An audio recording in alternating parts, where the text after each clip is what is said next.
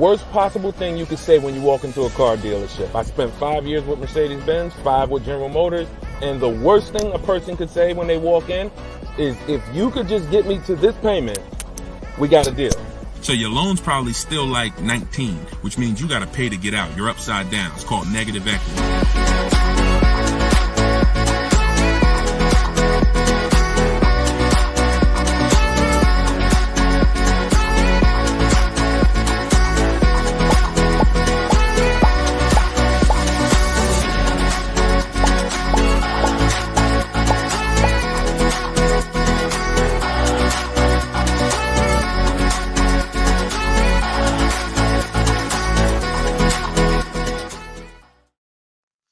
Welcome everybody to Car Shopping Questions and Answers, episode 13. I am your host, Deshone the Auto Advisor. Today is our Thursday, 12 p.m. live stream, and we're live on 4 platforms. For those of you who don't know me, I'd like to ask you, if this is your first time on a stream with us, could you type the number 1?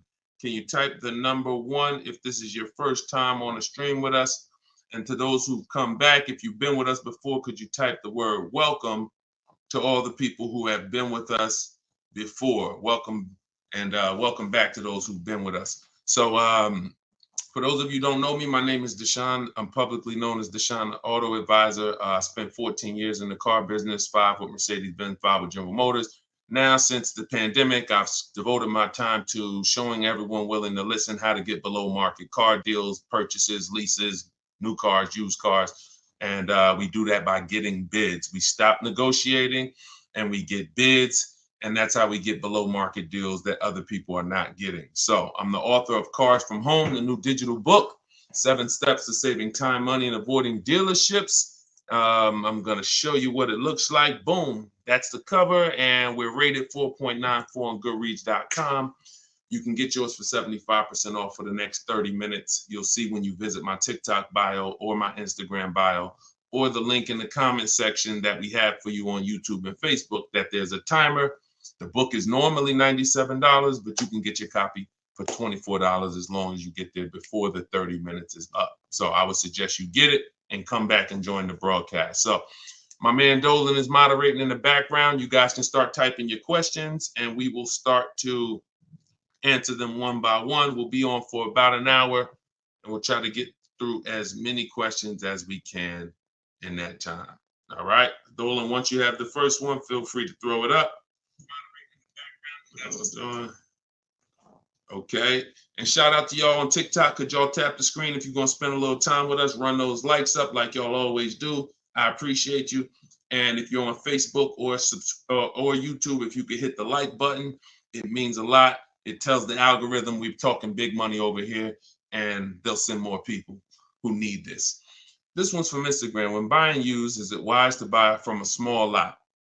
I'll take any, listen, as long as you've screened it down. When you screen down your used cars, first of all, when we're shopping for used cars, you want to be on every marketplace. You want to be on every marketplace that has used cars. I always compare this to like buying a TV. If you were buying a TV, you're not going to just go to Amazon. You're going to go to Walmart.com. You're going to go to Best Buy. So we want to be everywhere there's a car. And now, once you do that, and those sites we use, this is called my multiple marketplace strategy. We use Carfax.com, CarMax.com, Carvana. Don't get any ideas, because even if they're overpriced 90% of the time, they still may be the best deal 10% of the time. Most times CarMax is overpriced. Most times Carvana is overpriced, but that's not all the time. I always say Best Buy is usually overpriced for electronics, but every now and then they have the best price. So if you're not looking at them, you miss opportunities. So we use CarMax, Carvana, Driveway, Carfax.com, Cars.com, Auto Trader, Car Gurus, and eBay Motors. We're looking at all of those marketplaces, and then we're going to narrow it down. So once we narrow it down, first thing we're narrowing it down on is title history. We don't want frame damaged cars, salvage title cars, flooded cars. Title has to be right. Based on Carfax, you can use auto check, but the only reason I don't like using auto check is because we need the service records. And service records is what's the important part when you're narrowing down. You need service record that shows on Carfax. And the last thing we let narrow it down based on is accident history. Some people do no accidents. Some people say, listen, there's different accidents on the Carfax. Let's talk about that for a quick second. You'll see minor accident. You'll see accident, vehicle was drivable. Good sign. That means it could have been a fender bender. They drove away. Then you might see vehicle towed. Red flag for me. You might see airbags deployed. Red flag. So whenever you see vehicle towed, just know that was a serious accident enough to where the vehicle couldn't drive away from. So that's what we narrow it down to. Now, when I'm narrowing this down, I'm not looking at who has the car yet. It could be a small lot. It could be a major franchise. Doesn't matter. Okay. If y'all gonna spend some time with us on TikTok, can y'all tap the screen every couple minutes and keep running those likes up? Appreciate y'all. Shout out to the new people. And if this is your first time on a broadcast, type the number 1. Type the number 1. Yeah, we live, Skinner. All right. If you don't see the banner above me, that means we're live. Whenever you guys see the banner, that means you're watching one of the replays, because we replay and rebroadcast these shows all day long so that everybody can see them. When you can't finish them, you're at work, you want to tell your friends, family about them, they can catch them pretty much any time of the day on all our platforms. But whenever you don't see the banner, which tells you when we're live, then we are live. All right. So that's that. Shout out to the first time people. But that's how we're going to narrow it down. I'm less concerned about where the car is. If it goes through that process and has great title history, great service records, great accident history, I'm open to it. Okay.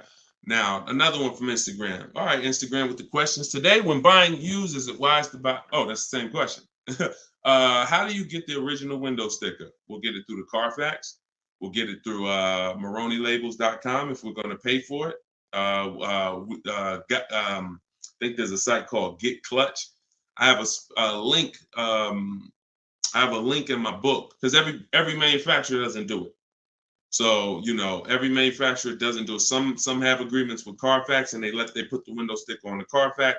Some of them you got to buy it separately. But if I'm narrowing it down to 5 cars, see, we got to start looking. We got to start looking at car buying like house buying. We really do, because for some reason people are very comfortable protecting themselves. And explain this to me. Why is it people are very comfortable protecting themselves when it comes to cars? I mean, houses, but not cars. So if we'll get a $600 home inspection to tell us if we should buy the home or not. You get what I'm saying? There are things we pay when we're about to spend $200,000 or $300,000 or $400,000 or $500,000 on a home. But when it comes to these small things that help us guarantee the best car deal and below market car deals, we want to do everything for free. So that's up to you. A lot of it can be done for free, but if I can't get a window sticker and I got to pay $5 for it, once I narrow it down to my top 4 choices, I pay the $20 to get the original window stickers. I'm getting it. I don't care how you get it. I got a couple resources in my book on how to get it, how to get free Carfaxes, but literally I'm getting the window sticker because I'm not buying a used car without seeing the original window sticker, because you don't know what you're saving. You do not know what you're saving. And anybody who's buying a used car without knowing what the original price was, it's impossible to know how good of a deal you really got. So, all right, go ahead, Dolan.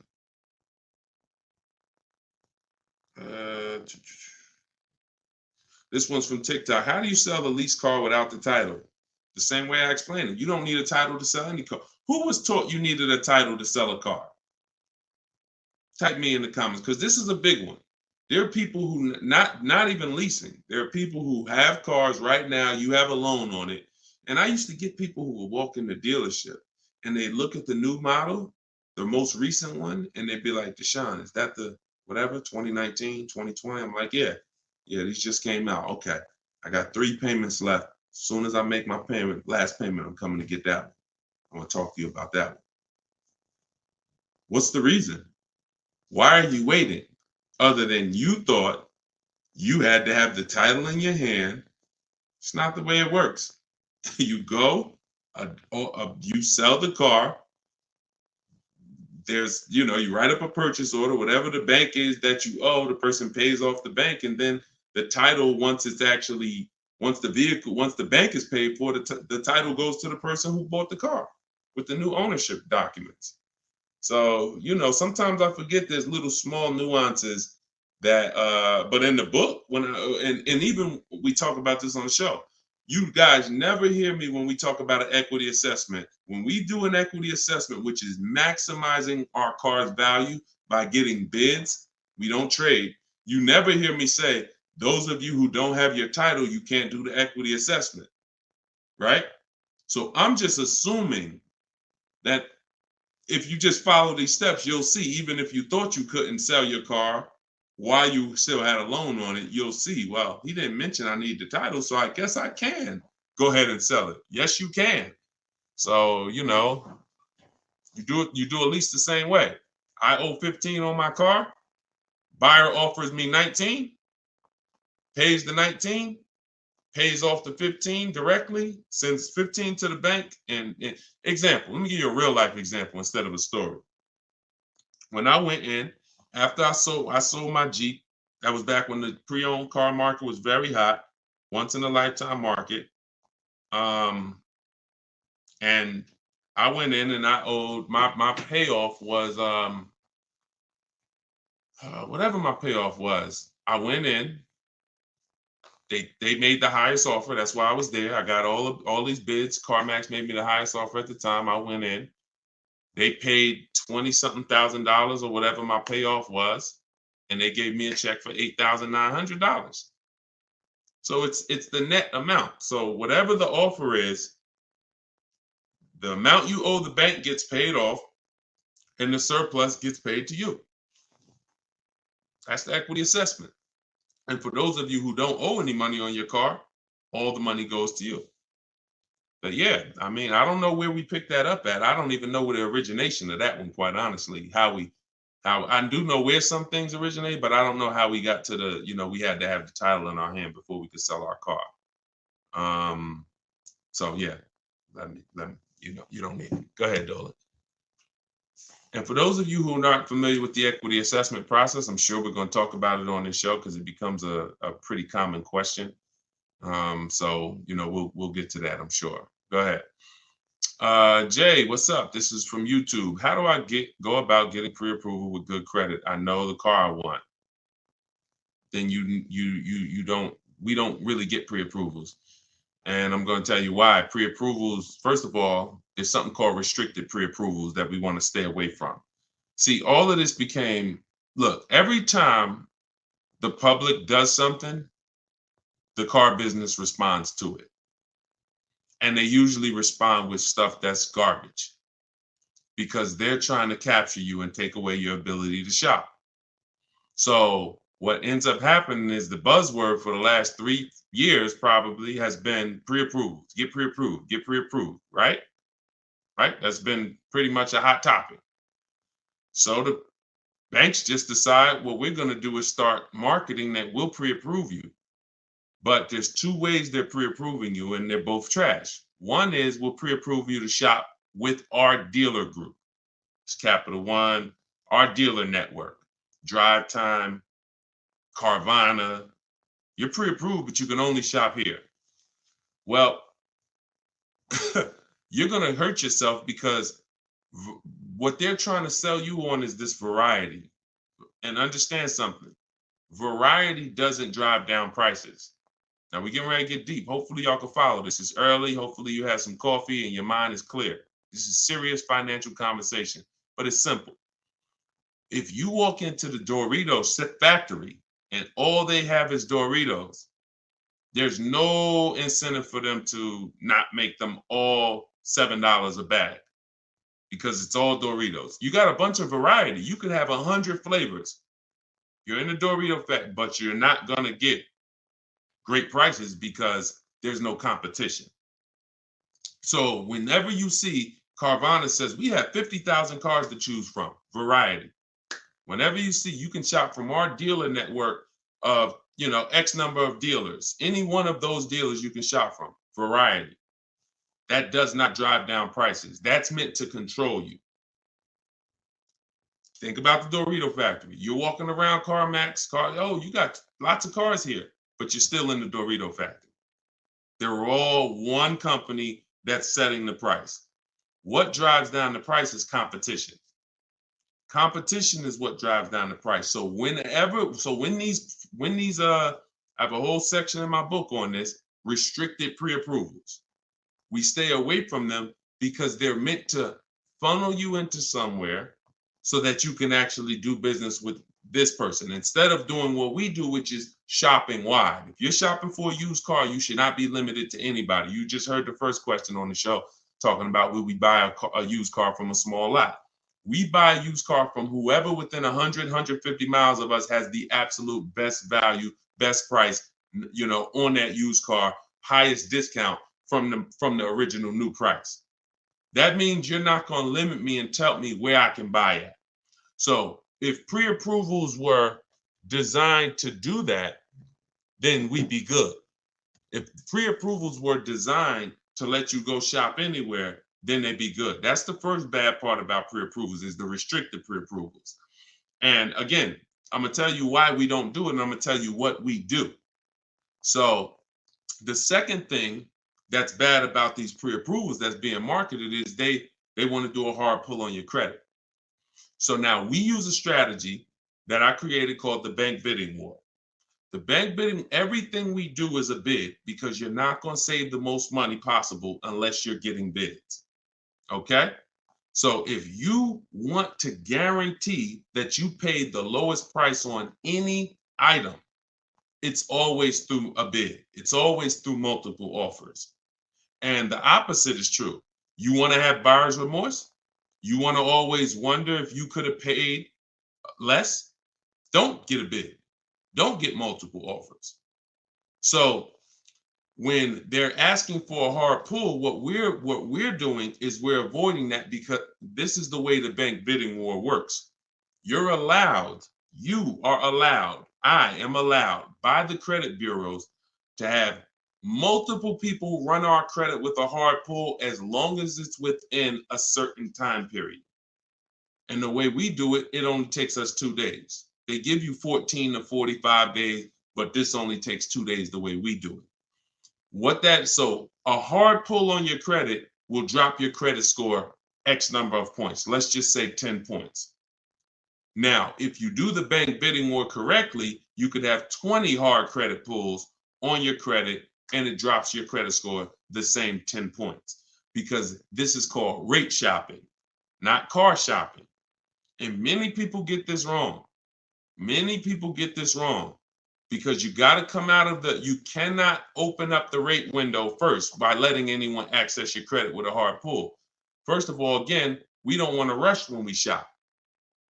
We don't want to rush when we shop. So if somebody gives you a pre-approval and they say, okay, you literally, now you did a hard credit pull, now go find your car, and then you only have 30 days before that pre-approval expires, what's going to happen? If you know the bank only gave you 30 days, now what are you trying to do? You're rushing yourself, right? You trying to find a car, day 28, you starting to feel a little desperate, right? That's not what we want. That's what the banks want. That's what the dealers want. That's not what we want. So now that's why we do not let anyone access our credit with a hard pull until after we find our car. So once we find the dealer that wins the bid, and if some of you are new to the show, you're like, Deshone, what's all this stuff you're talking about bids? It's called saving money. Okay? Come into our world. Okay? Step out of the world that you've been in, which is negotiating to try to get money off with cars when you don't do that with any other item. No other item do you go in and say, yo, take all this money. You don't do that on Amazon. You don't do that with TVs. You don't do that at the grocery store. None of that. So you shop for cars the way you shop for nothing else. And that's what the people who are listening to me who are like, Deshone, I want to save all the money. You locked in. So if you that person, type locked in.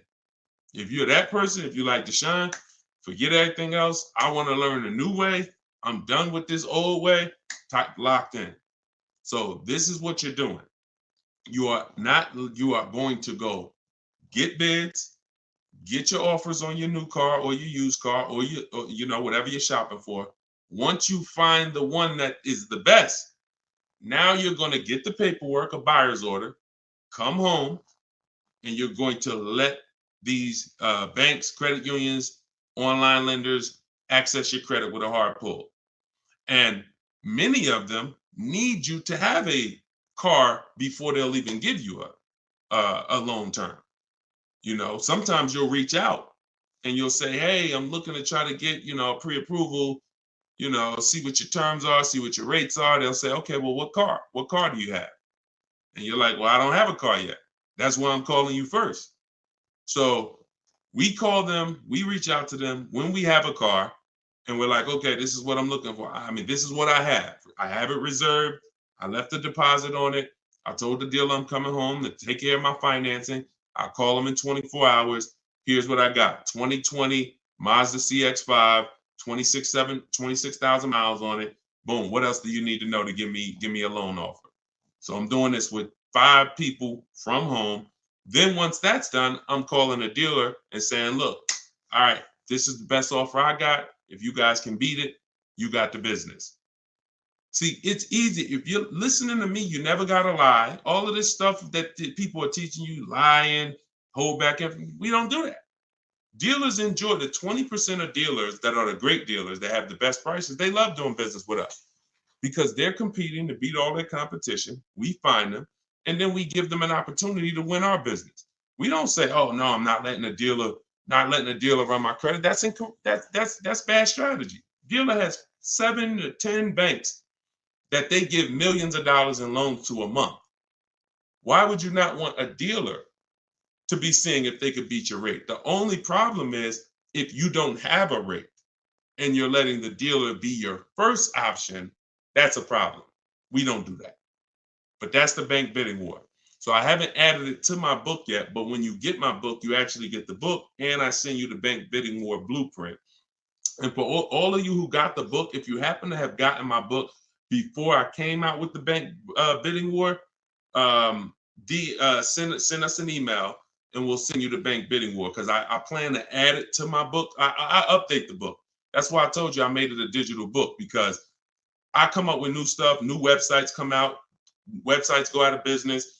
I'm always updating the book. So with a digital book, I'm not charging you every time I update it. I just update the book and everyone gets it. So if you happen to have the book and you don't have the bank bidding war, definitely connect with us by email and we'll get you the bank bidding war, because I just released it within the last couple weeks. But yeah, that's the bank bidding war. And that's how you leave never asking. You should never be asking, what's a good rate right now?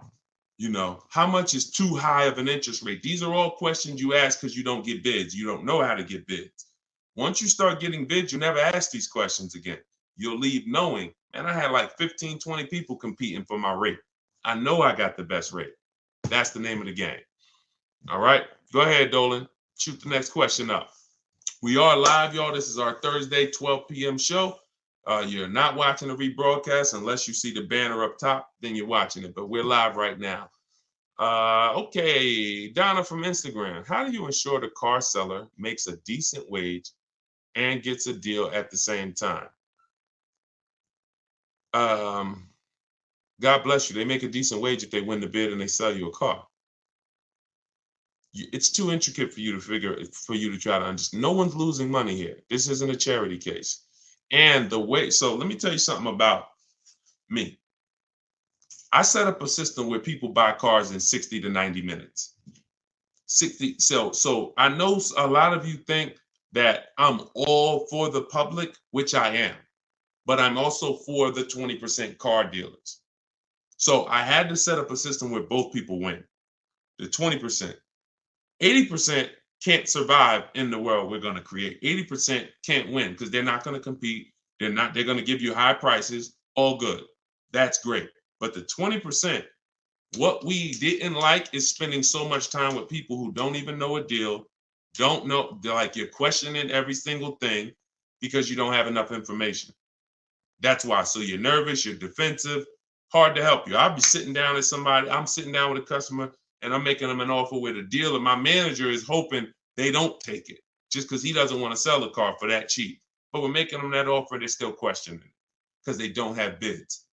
So this created, this created nightmare situations for good car salespeople and horrible experiences for you. So with my system, you're online. The only time you're in a dealer is for 20 minutes to test drive the car. So when a person sells a car, if they're going to make a flat commission because they had to give away, there's something called a flat commission where you didn't make a lot of profit. I'd rather make it in 20 minutes. So the car salespeople who win our business love us. They love, all of these people that you see, and you guys know, I will share these people. I share everybody. Look, Tiffany, who used the book, she got $6,000 off of her Mazda just a couple days ago. That is, she didn't spend more than 20 minutes with the salesperson. I don't even know if that's the person she test drove the car with. It might not be. So this person who won her business literally is going to spend maybe 30 minutes with her total. So what? He's not making a huge commission. If he ends up making $150 flat, he'd rather, and I've asked car salespeople this over my years of educating the public on how to shop from home. I said, let me ask you a question. Would you rather, y'all being stingy with the likes on TikTok? Can we tap the screen if y'all spending time with us? Thank you. Can we tap the screen? Can we share? We ain't asking for money. We asking for just tap the screen if you're enjoying the show. All right. Listen, I'll be getting in my, thank y'all. Appreciate you running it up.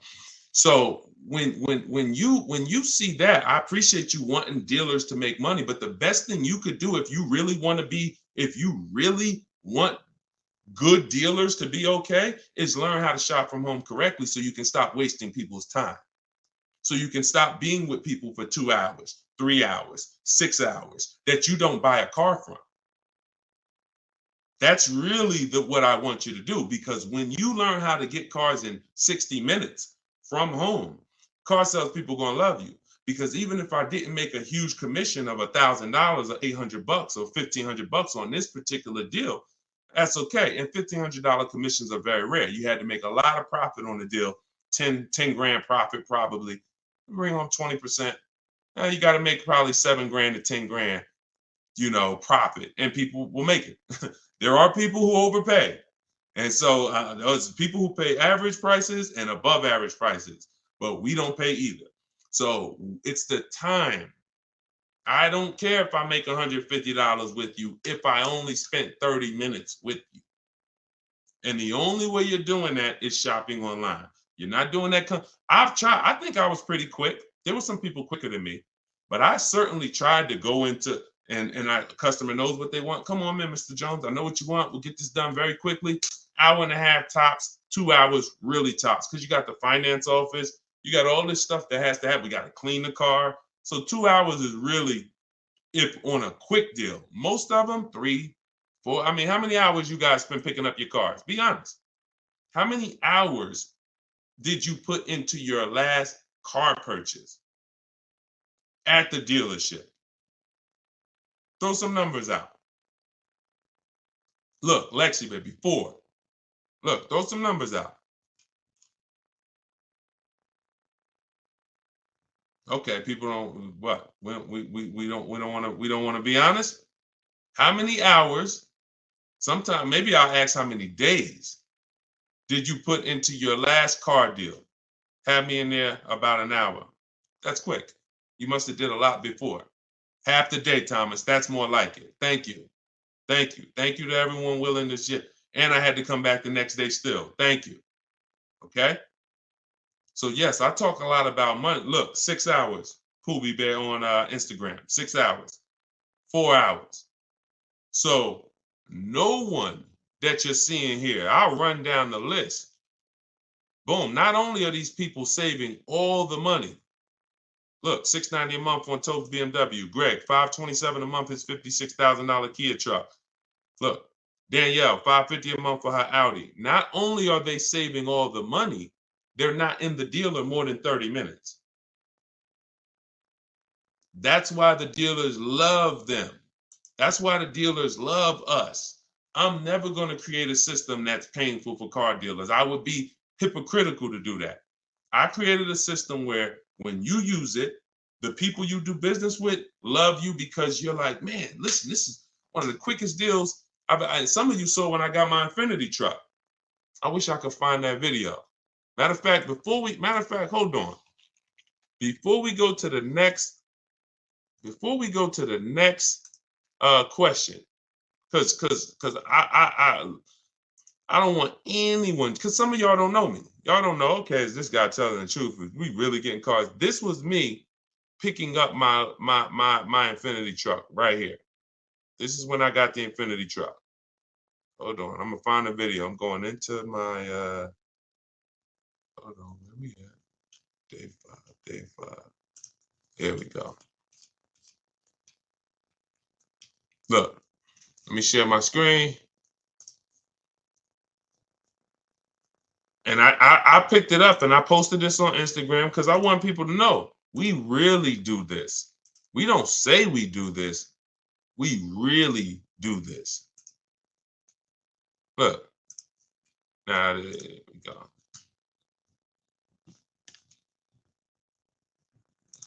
All right, skip that. Oh, here we go.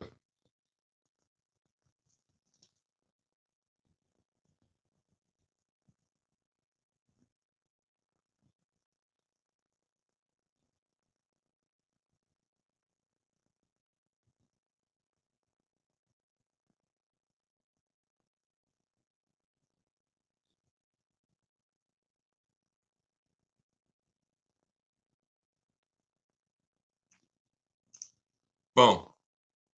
Do we understand? I know y'all can't see it on TikTok. You got to watch the rebroadcast because we're live on TikTok. We stream live from the device. Do you understand? This is not a game. This is not a game. If you when you learn that you've been conditioned to think that somehow spending time on my car deal means I saved all the money. No, it doesn't. No, it doesn't.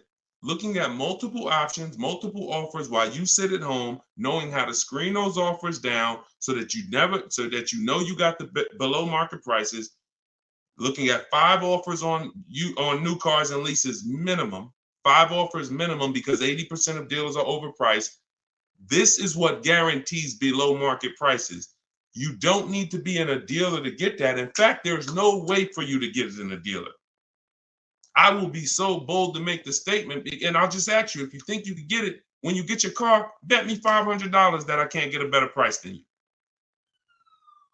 That's what I'm saying. Bet me $500 when you get your car, any car you get, if you don't use what I'm teaching you, if you tell Deshone, all that stuff sounds good, getting bids, but I want to do it my way. Bet me $500 that I can't find a much, much better deal than you as soon as you get your car. I'm willing to put the money up because I know bids is what gets us these prices you guys see on the shows. Bids is what allows people to come in and save money. Okay? Did y'all see that? Could y'all hear that? Let me know, could y'all hear that when I was playing that? Were y'all able to hear that when I was playing it? Before I move on to the next question, before I have Dolan pulling the... Why didn't y'all say something? See, we got too many people on here. We got too many people on here, y'all, for y'all to let me play an entire 1-minute video and not say you couldn't hear it. All right. Yeah, I don't know what to do. All right, listen. It is what it is. What I asked the guy was, how much time do we put into the whole process? He said 45 minutes. I said, take the test drive out of it. Take me and Monique test driving out of it. How much time did we spend? He said 20, 25 minutes top.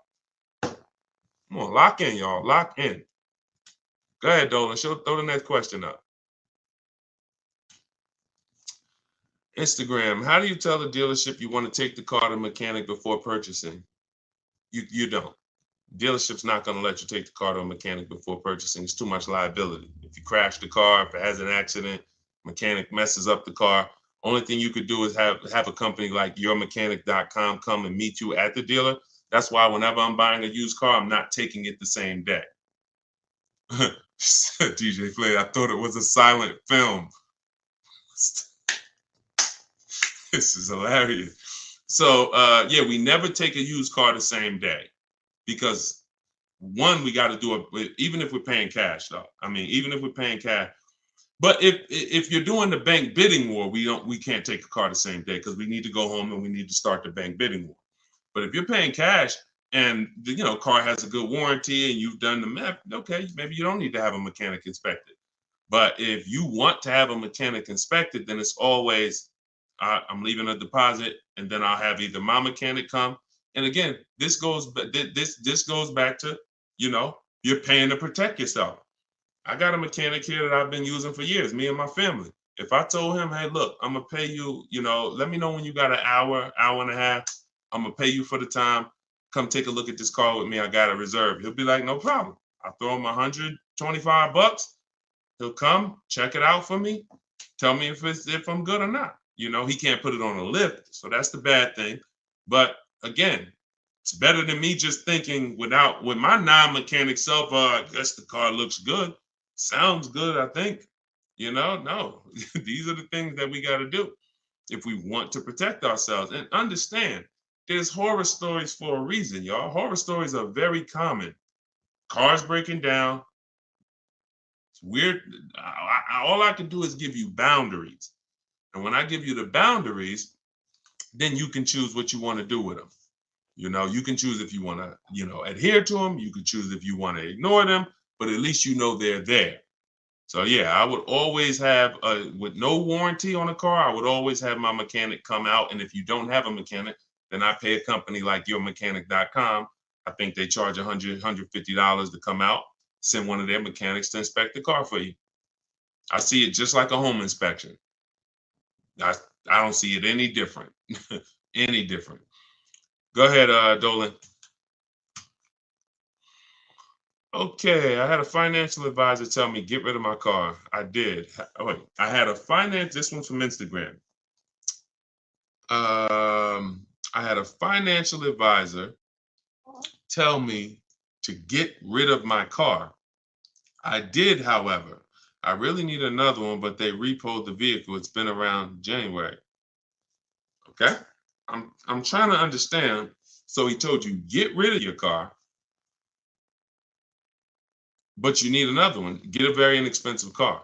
It sounds like you're in a position where you need to get the least expensive car you possibly can. I call that a smart car, saving money at the right time. Cars that are, under 10 grand. If you're trying to get a loan on it, that's what you would be trying to get. But if they repo the vehicle, you're going to have a tough time getting I would get it. If I got my vehicle repoed, my next car is a small car. I'm looking for something that the smallest car I could get a loan on, 25 grand brand new, 30 grand brand new, because that means if I get it for about 10 grand, I still should be able to get a 6-year-old one, something not too old, 7. See, the problem is when you say, oh, I want the SUV and I want the 3 rows and, I want the leather and all of that. And now, okay, in order to get a car about 10 grand, you're going to get a 2009 or you're going to get a 2011 with 110,000 miles on it. See, we got to learn how to sacrifice in certain cases. I'm not talking to you. I'm talking to anyone else who may be watching this, who may be in a situation where you're in a rebuild. It's called a rebuild for a reason. We're not looking to stunt in a rebuild. We're not looking to flex on them in a rebuild. We're looking to say, look, I got to get from point A to point B. What I need is 2 things, a quality car, and I need to not miss any payments if I'm going to get a loan on this. So when you go out and you get, I got my credits are 500, but I'm gonna go and I'm gonna get a $20,000 car that they're gonna charge. I'm gonna pay 20+% interest on it, so my payment's gonna probably be 600. Now I'm paying 600, and the $20,000 car may not even be a quality car. May got 80,000, 90,000 miles on it. So now stuff starts breaking. I got my $600 payment, and now the car's in the shop, but I still owe my 600. Okay. Here comes another repo. So this is disaster. I've seen this. This is a formula. I call this the repo recipe.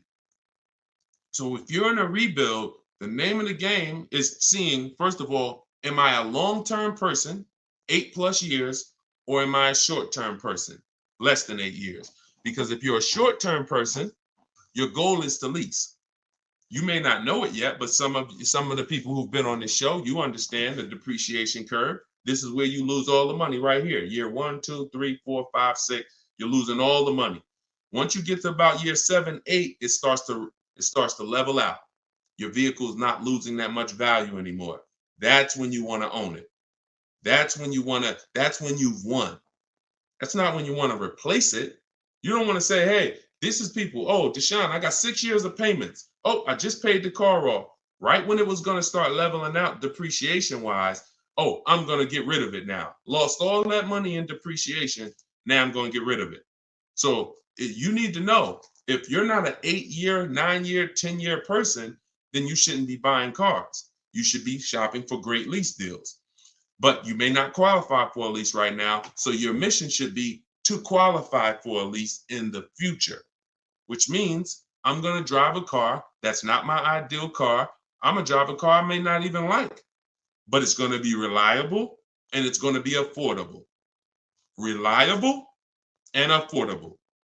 And I'm going to drive that for 2 years, make every payment on time, and then I'm going to switch into another car, brand new lease. Or if I'm purchasing, because I'm a long-term person, I'll switch and I'll if you're purchasing, if you're a long-term person, you could get a car now, pay a higher interest rate, and refinance later. That's why you need to know who you are. But if you're a long-term person, 8+ year person, you could get a great car, reliable, and then refinance the loan. But you got to know who you are, because I see tons of people all around this country in here who are not in a position where their credit is good, but you have not come up with a goal and understood leasing. So what you're going to end up doing is financing a very expensive car, 20, 30 grand, and you're going to end up with a lot of negative equity. And every time you go to change your cars every 3, 4, 5 years, you're wondering why you have all this negative baggage and why your payments keep getting higher, your cars keep getting lower in quality. And that there's a reason for that. That's the reason. I just explained to you the reason. It's like a snowball that you're rolling that's against you, versus what I'm telling you to do is to have a plan so that you know, all right, I can't qualify for a lease right now, but in 2 years I will. So I'm gonna make sure I'm not gonna do anything right now that's gonna mess up my chances of getting a lease in 2 years. And if I'm not a lease person and I'm keeping this car 8 years, then I gotta get a great car and I'm gonna pay higher interest. But when the interest rates come down, when I fix my credit in a year or two, I'm gonna refinance.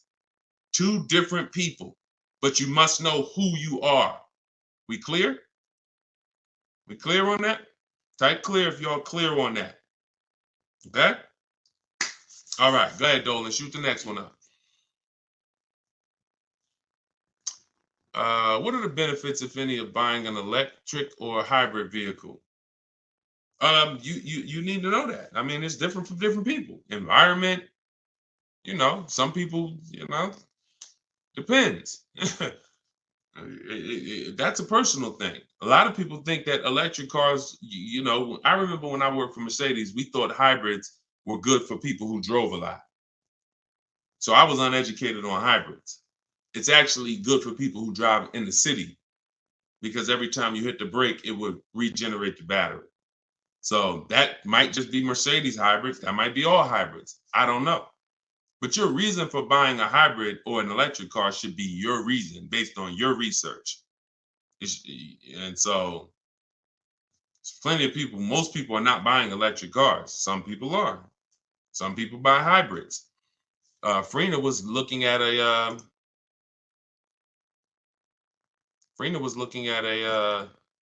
Jeep Grand Cherokee, and she was looking at a Jeep Grand Cherokee gas version. And I remember she hit me and she said, Deshone, the dealer that made me the best offer on this Jeep Grand Cherokee gas, it was like a 1.2% lease. And she said, he's saying, and that was the lowest bid out of all the bids she got. 1.2% lease. And she said, but he's saying he might have he's saying he could do a better deal on this other one, which is a hybrid. And she said, what do you think? Because she's in a private group. Everybody who wants to know about, my private group, you want to attend my free masterclass, it's in the comment section. You can attend my free masterclass. It's an hour long. It's called Everything You're Doing Wrong, Buying, Selling, and Leasing Cars. And it's in my TikTok or Instagram bio. You can go and you can attend the masterclass if you want to find out more about my private group and my coaching program. But she said, so do you think I should just like have him like rework the deal? I said, look, if you're going to switch cars, pay attention, y'all, this is very important. Even though he won the bid on the gas version, you want to make sure you rerun the bids on that car.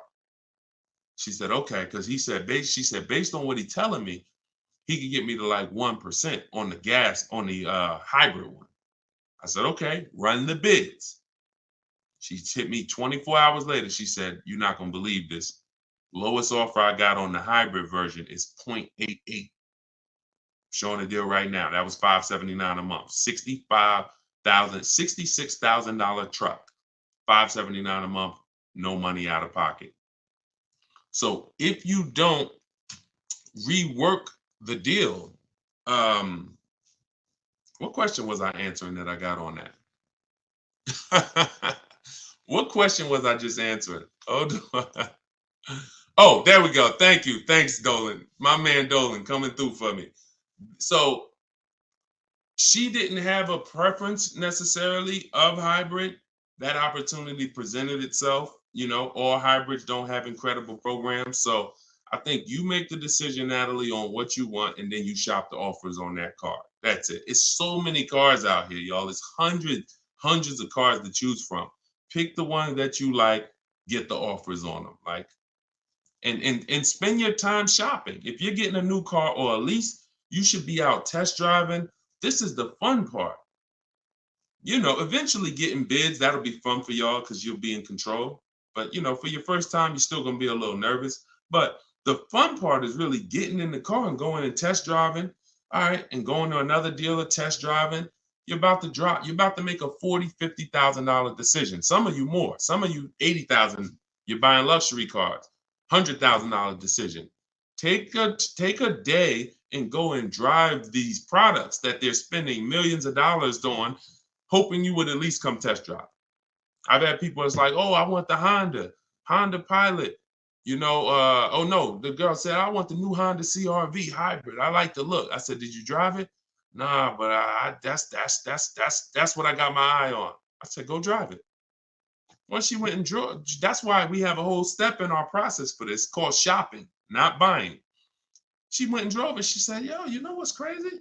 I like the look, but I ain't like the way it drove. I said, that's why it's important. Imagine if you would have did your whole deal online, got the thing delivered. Now in 3 months, you're sitting here like, you know what? I don't really like this.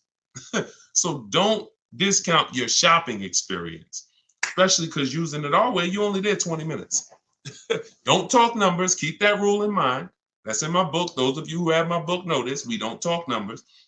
Those of you who are like, what book are you talking about, Deshone? My new digital book, Cars from Home, 7 Steps to Saving Time, Money, and Avoiding Dealerships. That's where I'm teaching out of. Everything on this show is what I'm teaching out of that book. And you can get your copy for 75% off. It's normally $97. You'll get it for $24 in my TikTok bio, as long as you get there before the 30 minutes expires. Also in my Instagram bio, click that website, and then on Facebook and YouTube in the comment section. And if you happen to be watching us on TV, you can scan this QR code right here with your mobile phone and get yours for 75% off. All right. And now you have everything I teach in one blueprint in one spot. Okay. Renico from YouTube. 1 year into my Kia Soul lease, this was not the car I wanted. I want to trade the Soul in for a 2022 Kia Sorento. Is it possible, or should I wait for another year to lease the Sorento? Listen, great question. Perfect example of what I just said of why we don't discount the shopping process from now on. So you can't break a contract. The only way you can get out of the lease is if you can sell it. So you do the equity assessment. Now follow this, you're going to call your bank, call your leasing company. You're going to get the payoff. And then you're going to ask do I have a third-party restriction? Those are the two questions. Payoff, do I have a third-party restriction? Then go on the 6 sites, get your bids. Carvana, Kelly's Blue Book Instant Cash Offer, CarMax, AutoNation, Sell My Car, Car Guru, Sell My Car, Driveway. Every time you see, is your car leased, financed, or owned, you want to put owned, because you want the straight value. When you put lease, it triggers something on their website. So just always put owned so you can see the values. If you have a third-party restriction, you're going to have to sell to a Kia dealership. If you don't have a third-party restriction, you can sell to the highest bidder, provided you have equity. So if you see that, your payoff is 18 and the offers are 20, then you can get out. If you see that it's 18 and the offers are 18, that's going to be tough. So you got to see what your equity position is. That's the main thing. And what I do is you just wait and you just look. If you go into a dealer, they can put you in a new car. So if there's no doubt, like you can literally go in, they'll just stretch you out into a long loan on the Kia Sorento. You're going from a lease to buy. So I assume you're going to be keeping the Kia Sorento for at least 8 years. If not, you should be leasing, not buying. But I'm just going to assume you're not going to break the 8-year rule. If you don't know about it, we talk about it all the time on this stream. People who are not keeping their cars 8 years, you are overpaying by thousands of dollars by not getting great lease deals. It's not even close. Thousands of dollars, not hundreds. So I'm assuming you're going to buy and keep. But what you're going to do, anybody can transfer you. Take all that negative money, throw it into the new car. Now you're paying for the old car and the new car. You got the new car, but so if you got a 5-year, 6-year loan, literally you're driving that new Kia Sorento, that 2022, and that is in the actual, it's with you. I'm glad, Renico. It's a great name. So you're in when you roll that over because of impatience, that 6-year loan that you're putting on the new car, the old car is with you the whole time. So until the day you make your last payment on the new car, you're paying for the old car that you got out of. That doesn't make sense unless it's just a desperate scenario. So I would do what you said. Wait. If it doesn't make sense, do the equity assessment. If it doesn't make financial sense to get out, wait, coast in it. It's a brand new car. Listen, be ashamed if you had to drive around in a brand new car for the next couple of years. So just, but use it as a learning lesson to make sure next time you shop the way, you shop in a way that protects you from having to go through this again, because this is not what it should be. Okay. And it's not meant for you to replace a car this fast. It's expensive to do. There's penalties in doing this because the depreciation of a car is just too deep. It's just you lose 20% the first year. Doesn't matter whether you leased it, bought it, does not matter. So when you go and try to replace it, you're dealing with deep depreciation of what you got. And now you're like, oh, well, I'm tired of it. See, people who never do this are cash buyers. If you pay cash for cars, those are the only people that clearly understand this. If you are in pain, I have to work to help you understand this if you don't pay cash for cars. Because if you pay cash for a $30,000 car and then you said, you know what, I'm tired of it. Nah, this wasn't the car I wanted. And you brought it back to the dealer and they said, okay, well, look, I know you only had the car 3 months, but we can only give you 25 for it. You're like, wait, I only had 3. Yeah, it's a used car. It's been titled. You're not going to take that deal, right? No one's going to pay 30 grand, turn around and take 25 in 3 months. So, but what when you are getting payments and loans, it doesn't change. It's still, you pay 30, they're giving you 25, but they're financing it. So that loss of the 5 grand, it's hidden in the monthly payment. That's why it's all about, what do you want your payment to be? What do you want your payment to be? What do you want your payment to be? Because once you see that you're losing a ton of money in a short period of time, you wouldn't do this. So it's hard for people with payments to understand. That's why I have to make it clear for you. The depreciation doesn't lie. The unseen expense doesn't lie. So we don't want to replace cars in a year or 2 years. It's just not made for that. All right, but run the equity assessment, Renico, and see if that works out and see if by chance you could break even and get out early. Okay? Go ahead, Dolan, shoot the next one up.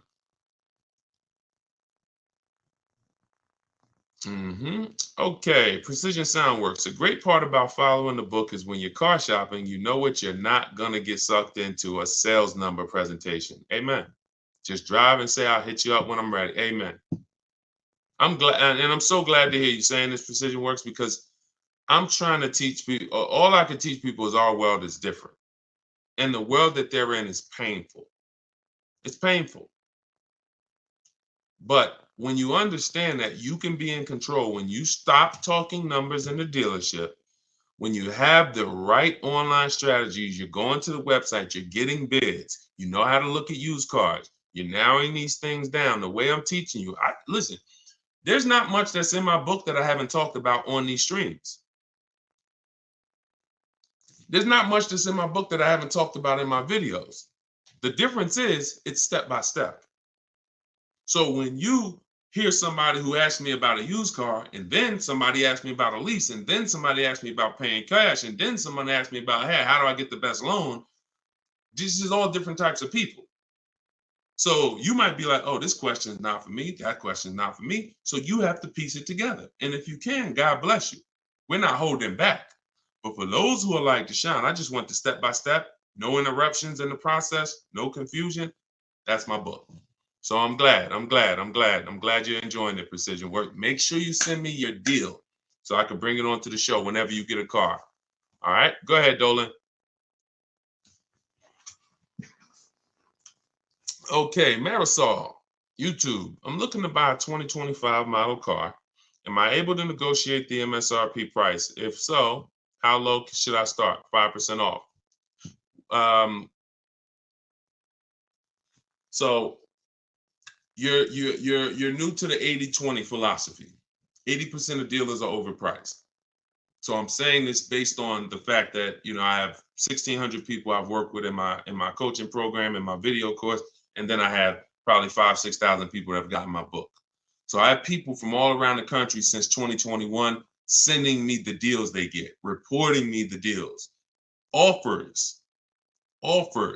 So whenever you see, look, somebody like Greg, he said, offers the range. Hold on, no, it was Charles. Whenever we see the range 1.2 to 1.66, I always tell people, if you don't see a $3,000 to $5,000 difference between your offers, you didn't do it right. Because when we get at least 5 offers because 4 are overpriced.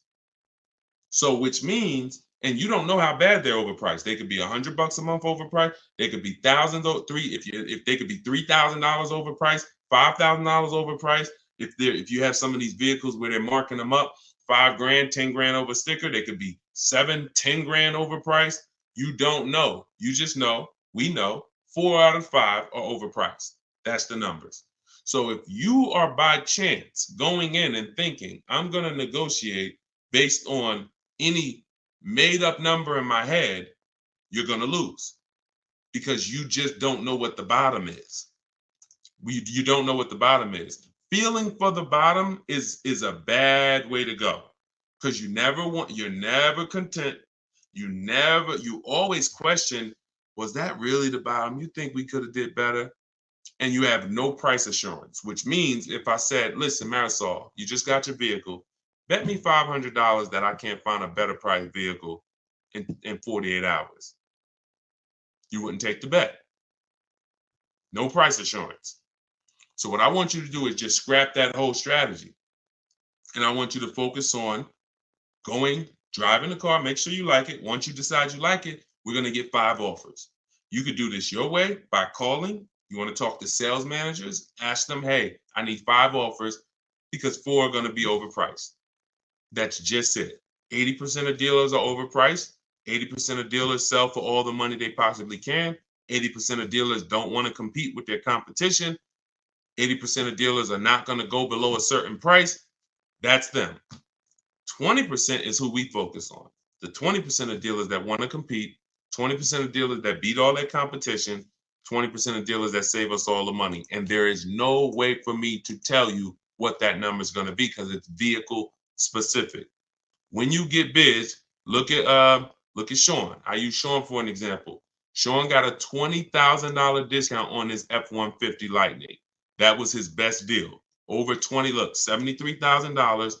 And you see, he revealed, he didn't know it was a $15,500 rebate, but the dealer, the 20% dealer that made him this offer, told him that. He didn't see that from all dealers he got offers from. Every dealer is not going to tell you all the rebates or if there's a rebate. He got another $4,900 from the winning dealer, and that was the deal. Kimberly saves $20,000 from her Maserati. Look, $86,000. The selling price was $66,261. That's 20 grand. Now, in the case of Eddie got a new Toyota Camry hybrid. He got bids, all the bells and whistles. He said, I was able to get everything I wanted plus more, $2,086.83 under MSRP. That was his best bid from reaching out to multiple Toyota dealers. $2,086 under MSRP. It depends. It changes. You don't know. And you can't take one big discount and say, Sean's not going to say, well, because I saved 20 grand on my F-150, when I go to shop for my Mazda CX-5, I'm expecting 20 grand. No, I'm going to shop the market, get bids, and I'll reveal what is the below market offer for a Mazda CX-5.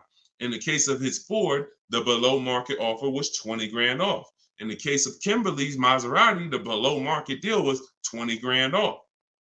But if we went in thinking these numbers are making up and saying, you know what, I'm going to try to get 5% under MSRP, we're losing.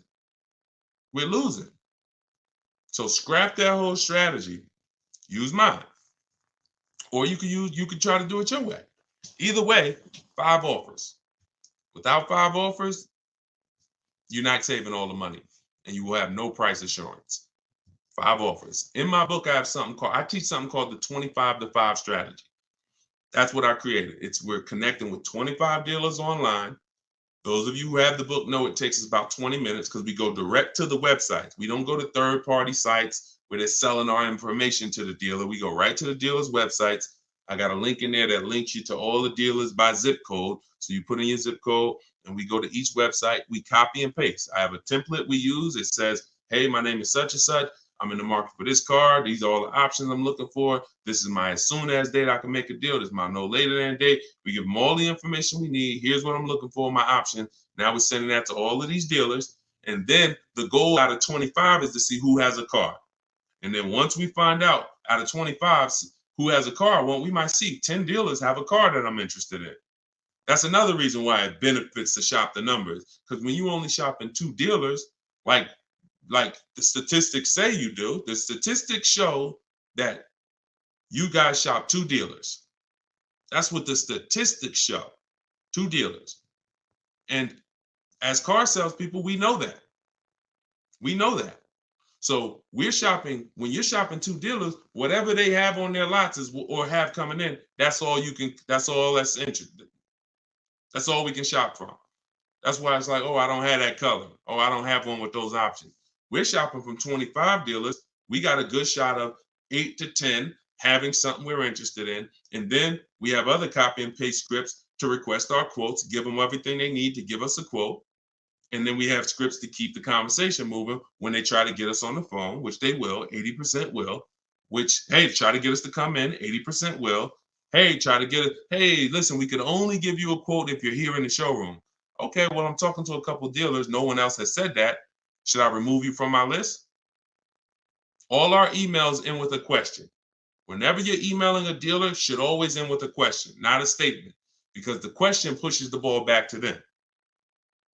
So that's what we're doing, 25-to-5. Our goal when connecting with 25 dealers is to get 5 offers.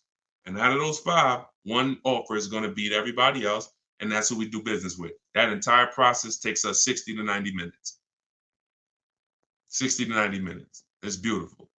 So if you're like, Deshone, I want to use your process, you can do it your way. You want to call around? I'm just telling you, get 5 offers. You could do it my way. In my book, 75% off in my TikTok bio or in my Instagram bio. Click that link and get your copy for 75% off, or in the comment section on YouTube and Facebook if you just came on the show. But that's the 25 to 5, and you won't have price assurance and you won't save all the money until you start to get 5 offers. Everything is a bid. All right. That's what I'm telling. My favorite words: bids, multiple offers, multiple options, price assurance. These are my favorite words. When you start using this stuff, they're going to be your favorite words too. I guarantee it. Go ahead, Dolan. Do you always have to have a down payment when purchasing a car? No, never. Never. Now, down payments are not illegal. That was one of the worst videos to go viral. But when a video goes viral, you can't combat it. So, if people looked into that law, they would see this law has nothing to do with down payments. So down payments are not illegal, but you can every single thing we shop for is no down payment. When we're shopping for leases, we request all our lease quotes, first month's payment total out of pocket. We don't, you guys, some of you know who's been on the stream, I don't even like you using the words down payment. We use total out of pocket, total due at signing, not down payment. But we're doing first month's payment due at signing, 12,000 miles per year, all taxes and fees rolled into the payment. That's how we request our lease quotes. Now, we have high mileage drivers who do high mileage leases, 20, 25, 30,000 miles a year, but you always adjust it after you found the best dealer. Once you found the dealer who wins the bid, that's when you're now going to go in and adjust the mileage for your custom strategy, for your custom needs. Okay. All right. Listen, I appreciate it. Please readjust the quote to 18,000 miles per year, and then we'll take it across. That's when you're going to say, all right, you know what? I'm already under 1.5. I'm under 1.3, whatever it is. As long as you're under 1.5, you got a deal. As long as it's the best bid. Because some people say, oh, I went in, and I cannot stand this. But it's unfortunate that people think they're using what I teach, but they're not. They'll go in and say, Deshone, yeah, I was talking to the car salesman. I told him, you got to get me under 1.5. I said, what are you doing? I didn't say it. I don't even think I responded to it because I don't want people to feel like they failed. But that's not what I teach. I'm never targeting 1.5. I'm targeting 5 offers, and the only way 1.5 gets approved is if it's the lowest out of the 5, which means I know the lease program isn't great. But if I see 1.45 and then there's another lease quote for 1.6, 1.8, 1.9, now I know this 1.5 is the deal. And the dealers often will tell you, listen, I'm giving you a big discount, but the lease program's not that good. That's what's making it 1.5. So I don't have a problem with that, but I'm never going in targeting 1.5, because if I target 1.5 and other people would have came in and offered me 1.3, 1.2, but I'm not getting bids, and I'm leaving thinking I won. No, I lost. So that's how we shop for our lease quotes. No money out of pocket. When we shop for our purchases, we're separating our loan, which is our monthly payments and our terms, from the car. So this is going to be easy for you once you really see that your loan is separate from the car. You are looking, if you're buying a used car, you're looking for the best price used car in the market, 100 miles, 150 miles. You're narrowing it down. Once you find a dealer who has that car, you've already won on the price of the asset. Check. Now we're going to handle the loan. And if you say, hey, I'm going to do this loan for this amount. Now I have a tool that, listen, some stuff is hard to explain because I actually created something called the perfect budget calculator. Let me show you. So this is the perfect budget calculator. Just so y'all listen, I'm gonna share this with y'all. This is in my book. And just so you know, the only reason that I can't explain this stuff, because how can I explain technology that I created? So this is the perfect budget calculator. This is what it does. This is how we're able to shop with no money down. We enter the equity that we may have from our old vehicle. Let's say we're selling our old vehicle. All right. Or let's say we don't have an old vehicle. Put 0 there. Now we enter max down payment. Now this is a comfortable amount. This might be like, because this is how it usually happens. You know what? I could put $3,000 down if I had to. I don't want to, but if I had to, I put $3,000 down. Okay, that's what goes there. Okay. Then we use the average interest rate in the market. For the sakes of this purpose, let's use 7.99. Interest rates are high right now. Then we enter comfortable monthly payment. Comfortable monthly payment, $450 a month. Now we enter our state so we can calculate the taxes and calculate budget goals. And it asks, okay, what's your comfortable monthly payment for 60 months? Let's say we do the same thing. All right. And then it gives you goals, gives you 6 goals. This is your max vehicle purchase price right here. See, there's never been anything like this. This is why you go in saying, I don't want to spend more than $450. You end up spending $600. This is why you go in saying, you know what, I'm going to spend $30,000 on a car. You end up spending 32, 33 because you forgot about the taxes and the fees. We never shop with our max in mind. So this becomes our first goal. Our first goal gets us to our car, no equity, no down payment. Our second goal gets us to with a 5-year loan. Now, our second goal gets us to, if we get a car in this price, we can do a 6-year loan, no equity, no down payment. So this is where you need to be right here if you want to do no down payment. This is where you want to be. So you need to know, based on where you want to be payment-wise, and whether you're taking a 5 or 6-year loan, how much car can I afford? That includes the taxes and the fees. So there was no way for me to explain this to you. In fact, I used to have a 20-minute video that I walked people through, and it was a perfect budget exercise. We did all that manually. Everything that I built the calculator to do manually, you guys got to see it on the replay. Because if you're on Instagram or YouTube or Facebook, TikTok doesn't let us pull this streaming software in. So you guys got to see it on the replay. You could go watch the YouTube videos right after the show is done, and you can see how I just showed you this. Or if you get my book, you can actually use the perfect budget calculator in 5 minutes. So what that allows you to do is go in knowing where your starting point is, knowing where your max vehicle purchase price is. That's how people go over budget all the time. Going in, all you have in mind is math. Oh, I don't want to be no more than $450 a month. $450 a month. That's all you're thinking about. Or if the bank tells you, okay, you're pre-approved for $30,000. What does that actually mean? Okay, great. I'm pre-approved for $30,000. What does that mean? 5-year loan, 6-year loan? What about my payment? My payment, I don't want it to be more than this. Plus, I got $2,000 I could put down. How does that factor in?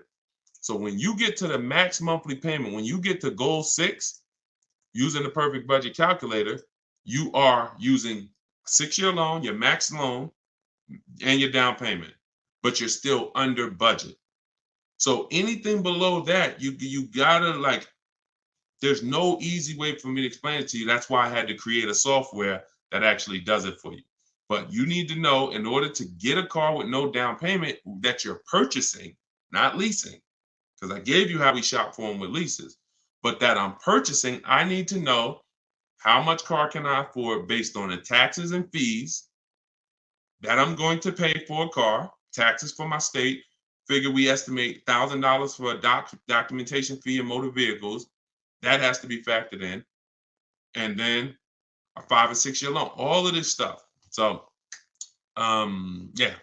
So we got a lot of calculators. Because it was just a lot of stuff that I'm a math person. And so I can explain stuff to a math person. I can try to make things simple, and I try my best to make these numbers simple. But the best thing that I was able to do was create calculators that would do this stuff that I don't have to explain to people the numbers anymore. And my goal is to put lots of calculators out eventually that do pretty much everything. Like people who are over mileage on their lease. You got to see, should I end the lease early and take the mileage penalty now, or take the payment penalty? Should I go to distance? And there's so many financial calculations in cars that thank God I've been blessed to understand that I can't explain to you. So I had to build a software that you punch your situation in, and then it tells you everything. Okay. But yeah, you can absolutely get cars with no money down. It's not even, only people that can't are super, credit's too bad, or you have too much negative equity. And even if your credit's bad, you still can get cars with no down payment. It's really the negative equity. The negative equity from your old car is really what prevents most people from doing no money down deals, because the bank is only going to approve 15, 20, 25% above the purchase price of the car. So if the purchase price is 30, they'll approve 36 as a loan. They'll loan 36. They'll lend 36,000 on a $30,000 car. They're not going to lend 40,000 on a $30,000 car. They're not going to lend. So if you have 10 grand of negative equity that you're trying to transfer, that's preventing the no money down deals for most people. Other than that, everybody can do no money down deals if they so choose. All right. So everything we talked about today was based out of my book, Cars from Home, 7 Steps to Saving Time, Money, and Avoiding Dealerships. It's the step-by-step process to mastering the science of car shopping. And the first time you do it, you're already a master. There's no test to take. The first step in the process is the most important question, which I'm going to help you know clearly whether you should lease or buy based on how long you keep in the car. And step 7 is delivery. So by the end of this, when time you get to step 7, I'm congratulating you, and we're like, okay, let's set up if the dealer is going to deliver the car or if we're going to go pick it up. That's delivery. So it's not this book you read and say, okay, all right, I'm ready for the quiz now. Let's take our test. No, every step is an action.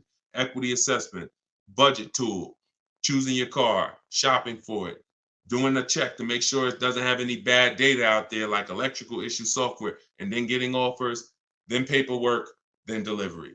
It's a walkthrough. So you can get your copy for 75% off in my TikTok bio, in my Instagram bio, or we have a comment pinned in the YouTube and Facebook section. Or if you're watching us on television, you can scan the QR code and use the strategies, everything I teach in one spot. All right. Make sure you send me your deals. We'll be back for another live show shortly. If you're watching the broadcast, if you're watching the rebroadcast, you'll see the times that we're live. For those of you who want to attend my free masterclass, Everything You're Doing Wrong, Buying, Selling, and Leasing Cars, that link is also in the comments, and it's also in my TikTok and Instagram bio. You'll need about an hour, and then we do Q&A for an hour after the class. So any way you get it, make sure you get it. I don't care how you get the information. All we do is put the information out. The rest is on you, all right? I'll see y'all on the next show. God bless you.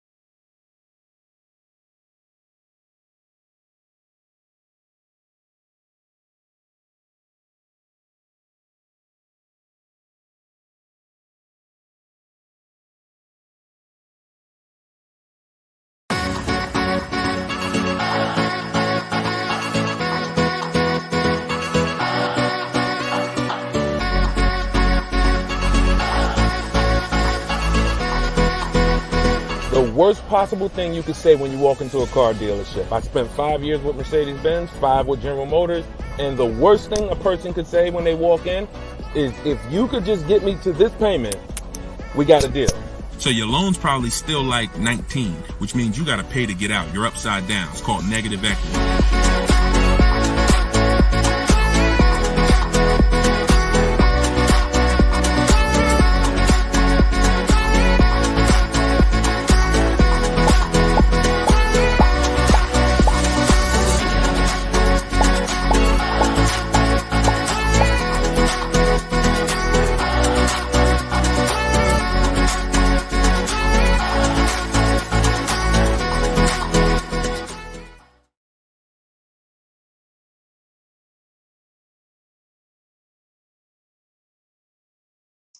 Welcome, welcome, welcome. Welcome to Car Shopping Questions and Answers, episode 14. I am your host, Deshone the Auto Advisor. We do these live streams throughout the day. We rebroadcast them, so you may have seen a rebroadcast, but today is our Thursday. Is it Thursday? It's Wednesday. I was saying, what day is it? It's Thursday. Thank you. Our live broadcast, and we do rapid fire Q&A. We are streaming on 4 platforms: TikTok, Instagram, YouTube, and Facebook. So you guys can start taking your questions. Yeah, I see you, real Zubir.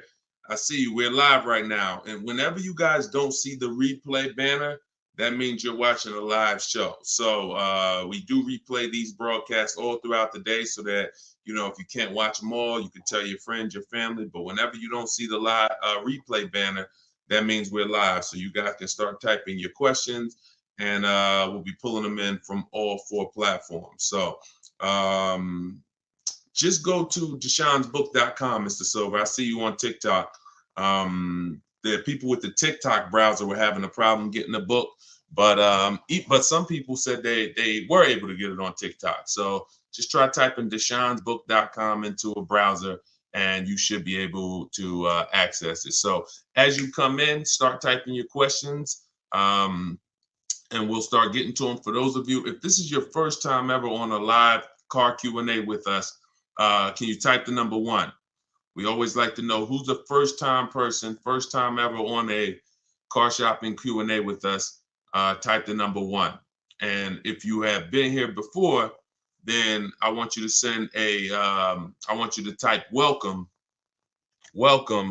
to the people who are first timers. Reginald, what's going on? I see you, Reginald, on YouTube. I see you flipped apart on Instagram. Sweet Major, I see you. Herman, I see you on Instagram. Real Zubir, I see you. Mr. Silver, welcome back. I see you on TikTok. If this is your first time with us, type a number 1. We welcome you. My name is Deshone the Auto Advisor. As I said, I spent 14 years in the car business from 2006 to 2020, left after the pandemic, never went back to Mercedes, and have been teaching people who are willing to listen how to save the most money, get below market deals, guarantee their best prices, their best interest rate, their best deals, car shopping online, getting bids instead of negotiating. So it is an entirely different science, but we go deep on it here. So feel free to ask your questions, and we'll start getting to them one by one. Everything I'm going to be teaching out of in this stream is out of my new digital book, Cars from Home, 7 Steps to Saving Time, Money, and Avoiding Dealerships. And we're going to put a comment for you guys in the Facebook comments and in the YouTube comments. We just like to get the housekeeping done so we could get right to the show, because, you know, once we get to the questions, we don't turn back. We don't stop until the hour is done. So we'll be here for about an hour. So we're posting a question now. Those of you who want the book on Instagram, it's in my bio. It's in my TikTok bio, and you can get yours for 75% off.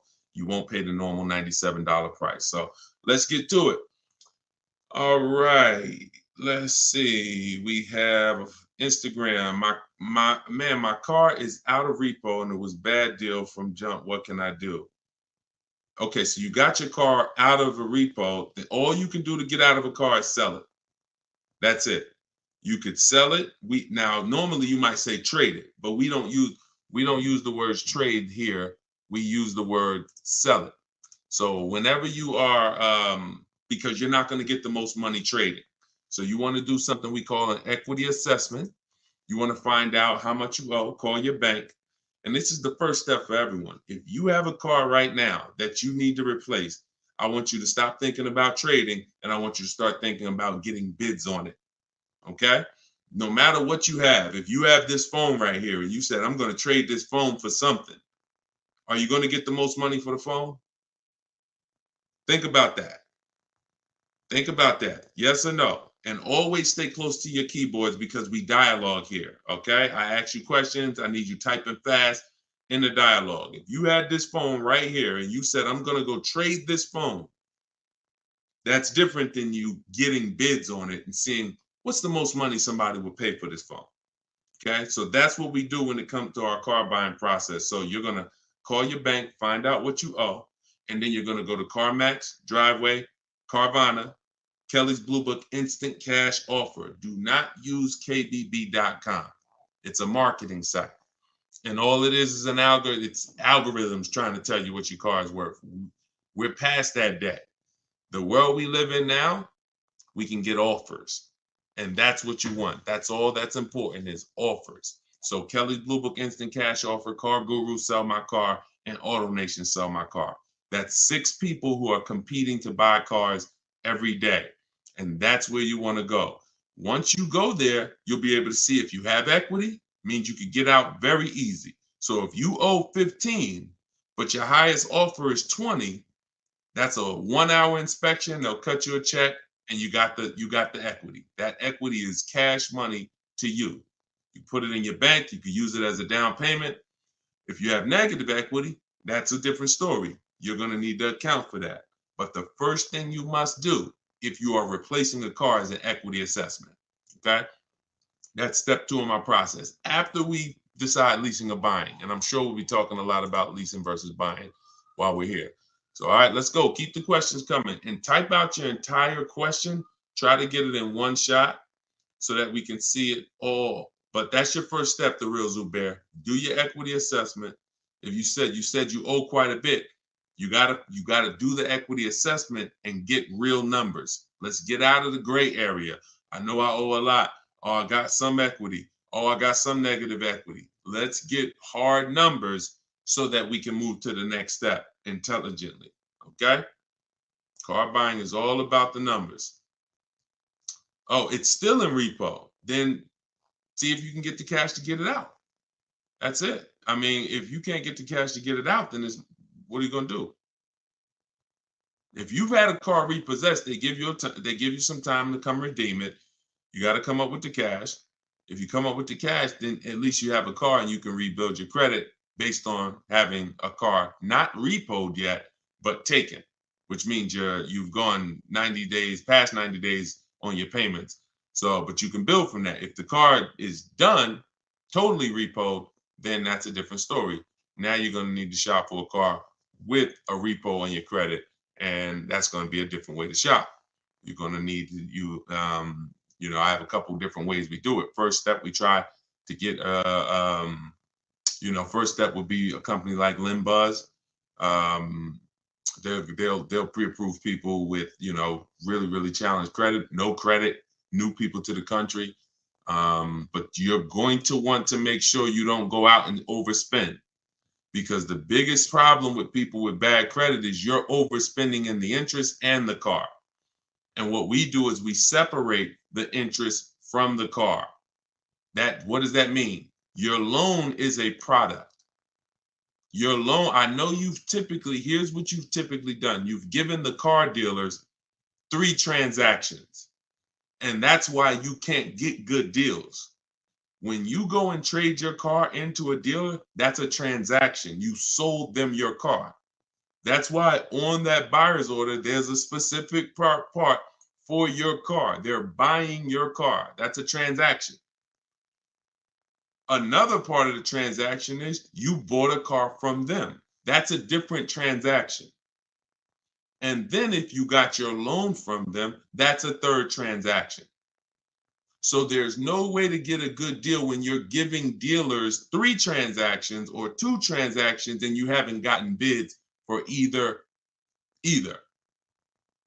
Break this down a little bit more before we go to the next question. There are companies that want to lend you money. They don't sell cars. That means they're willing to compete against other companies that want to lend you money. That means if this company is giving you an 8% interest rate, this one might give you a 7% interest rate, this one might give you a 6.2% interest rate. They're willing to compete. You need to bid that out. See, the only way we have price guarantees, what's going on, Trini, man? Good to see you. The only way we get price guarantees is by bidding our business out. So there's companies that only want to buy your car from you. Those are the companies I named like 5 minutes ago during our equity assessment. They don't even sell. They're not interested in selling your car. They'd like to, but they're also interested, hey, we just want to buy your car. Even if we can't sell you one, we'll buy yours from you. You should be bidding that out. Type $ if you're clear on that. And then when you buy your car, you're bidding that out. So when people with bad credit usually go and don't have a strategy like the one I'm telling you, you're going to go and overpay because you're mixing the loan with the car. You're going to a dealer saying, hey, I like that car, get me approved. So you didn't even get a bid to find out, was that the lowest price car? Because some people think all dealers' prices are the same. They're actually all different. And look, only you know, but I know, I've been doing this long enough to know there are people who've been taught every Nissan dealer is the same price. That's why they'll come home and say, man, Nissan doesn't have good deals right now. No, one Nissan dealer didn't. So you have to, when you're shopping for used cars, you want to be looking at all the inventory to see who has the best price used car. Then you would use a company like LendBuzz, like I mentioned, who approves people with bad credit, no credit, new to the country, because at least you know you got a great price on the car. See, if I'm going to pay 20% interest because I just had a repo, that's between me and my lender. Do we understand? Most times when you have bad credit, it's between you, the dealership, and everyone else in the dealership. They know you have bad credit because you've been there for 10 hours. How'd you get here at 9 a.m. with me? We both walked in the door and I left at 12 and you still sitting in the waiting room hoping they get you approved. Everyone in the dealership knows you have bad credit. That's the way it is when you're mixing the credit and the car and you have bad credit. So what you need to do is be doing what I'm telling you, shopping for your car, finding the best price car, and then trying your best to find a company. You can try LendBuzz, as I said. But if you're overpaying for the car, if you're just walking into a dealership that you like, oh, I like that, and you think you're going to just have a good time getting approved, you got to understand, you could overpay by $3,000-$4,000 for the car itself, and then you're going to pay 20%, and you're just burying yourself. And that's what most people are going to do, unfortunately. That's not what I want you to do. Okay? So we'll talk more about our online shopping system, new car. I'm sure as we go through more questions on the stream, we'll go more deep into our online shopping system. But that I need to give you, if you have bad credit, challenge credit, repo, you need to have an overview of what your plan should look like, and that's what it is. Shout out to the people running the likes up on TikTok. Appreciate y'all. If you could tap the screen every couple minutes, if you're getting value so far, tap the screen. All right, let's go to, I see you, Uncle Hassan on TikTok. Let's go to you and type your questions, y'all. We're going to try to get to as many as possible. 23 Outback Wilderness, 9,000 miles, certified pre-owned. Should I get a warranty and what would be a good price? Well, you bid out the warranty. Multiple dealers. You call another Subaru finance manager. Hey, I got this 2023 Subaru Outback. I just got it. What could you give me? Can you give me your price on the warranty? You bid that out too. Now, that's the only way to know a good price. See, any question, what would be a good price? Only bids answer that. Now, if you try to answer it your old way, you'll have no price assurance. That means you don't know it's a good price. You're just hoping. And I'm not hoping. Nobody who's learning from me, no one who I show you in these shows, if you're going to do well, you're not going to hope anymore. Hope is not a strategy. I hope I didn't overpay. I hope that was a good price. I hope I got enough for my old car. I hope I got a good interest rate. You understand? That's actually a little buyer's remorse. And we eliminate that. And the way we eliminate it is through bids. So should you get the warranty? Let's talk about that. So here's an extended warranty question. Uncle Hack from TikTok is asking, should he get the extended warranty on this vehicle? So here's what it comes down to. How expensive, how likely is it that things will go wrong with the car, and how expensive are they when they go wrong? Because an extended warranty is an insurance product. It's an insurance product, which means you could pay $2,000 and not use it. Just like auto insurance, right? We pay for it every month. Sometimes, most times, if God bless us, we don't use it. There's no accidents. There's no reason for us to use it. So with an extended warranty, you're trying to measure your risk and say, okay, what's the likelihood of me using this? And I got to use it enough to get all my money back and more. So if the warranty costs me $2,000, I don't want to just get $2,000 in value back, because if that's the case, I could have just, not paid for the warranty. So does the car have a high repair cost? You want to go to Google and type in Subaru Outback, the vehicle you got, repair costs. This is something that we do when we're considering extended warranties. This is step 6 of my process. Sounds like you already got your car. You've already locked up your deal. So this will fall under the paperwork and protection phase. My book is 7 steps. Step 6 is paperwork and protection right before delivery. These are the things we're trying to see. Do they make sense for us to get based on our situation? So with the car, if you see that Subaru you're getting has a high likelihood of repairs and a high expensive repair cost, then you may want to go ahead and get the extended warranty. Now, if you see that the repair cost on that is low, and you could just, again, type in repair. And also, I hope you try to type in longevity. But longevity is something that's above and beyond repair costs, because longevity is when we're looking 100,000 miles, 150,000 miles. What are people saying about these cars? So the repair costs are more over the next 3, 4, 5 years. What is it going to look like? So if you see that this vehicle has higher than normal repair costs, then you may want to go ahead and get the warranty. But if not, then you may want to just keep that $2,000 or whatever you would spend. So, that's all of it. A Mercedes, when people were buying Mercedes from me, I told them buy as much warranty as you could afford, because I knew it's good money. If you spend $4,000 on a Mercedes warranty and it covers you for 3, 4 years, good money spent. Because when something breaks on a Mercedes, on a Range Rover, on a BMW, on a Cadillac, sometimes it's thousands to fix. So one repair on that vehicle could cover the cost of the warranty.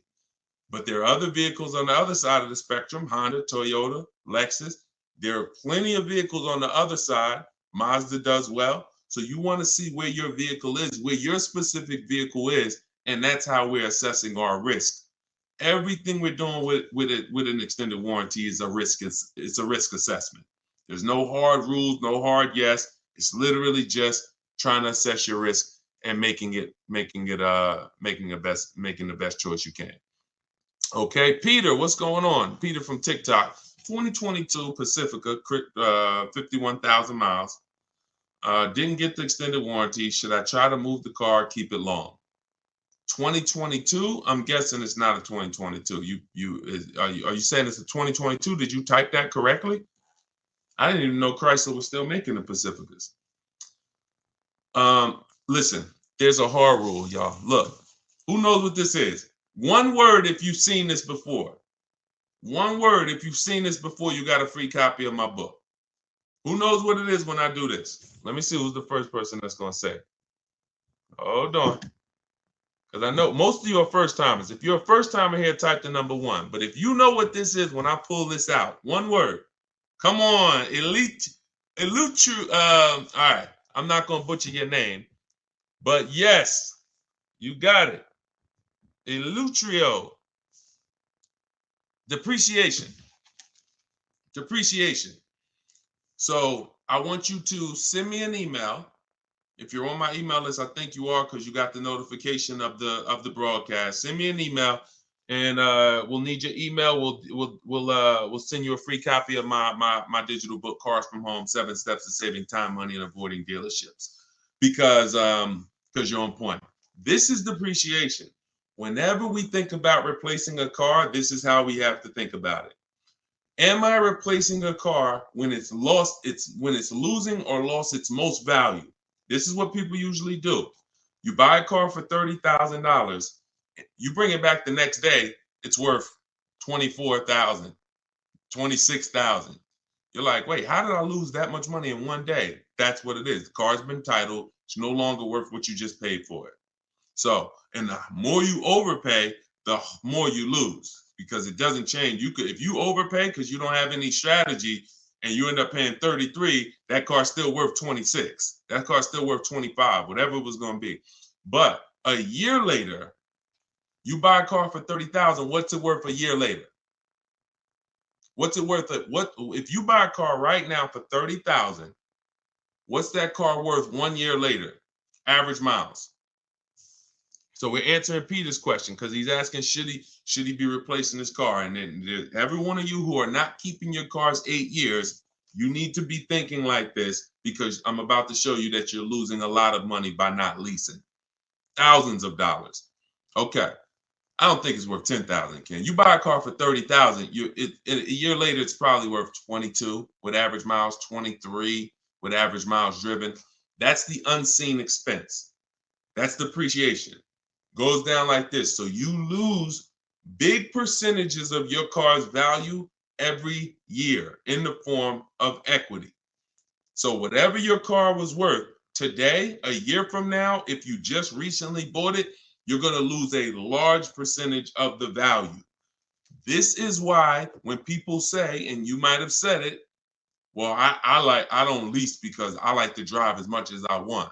I don't want to pay for the mile. Well, first of all, you can lease up to like 30,000 miles a year. Second of all, you pay for the miles whether you drive the car or not when you buy it. Well, let's go deep on this. If you park a car outside your house right now and you leave it there for 1 year, never drive it, you come back a year later, it's not worth what it was, right? Right? Right? Right or right? Okay, I want to make sure you're following this, because everyone who hasn't seen this lesson on depreciation, you need to burn this into your brain. It's very simple. It's a high school kid could understand what we're about to go over. So a car that you bought for 30,000 this year is going to be worth 23,000 next year with average miles, and then it's going to be worth 18,000 the next year, and then it's going to be worth 16,000 the third year, and then it's going to be worth 14,000 the fifth year. It's going to keep going down, but there's going to come a point in time where it's no longer losing that much money. Who has a car outside right now? If you've had it for at least 8 years, tell me how many years you've had it outside right now. Type the number of years, not if you've had it for at least 8 years. Because I want to let Peter know that if he's not keeping his car for at least 8 years, he should be leasing.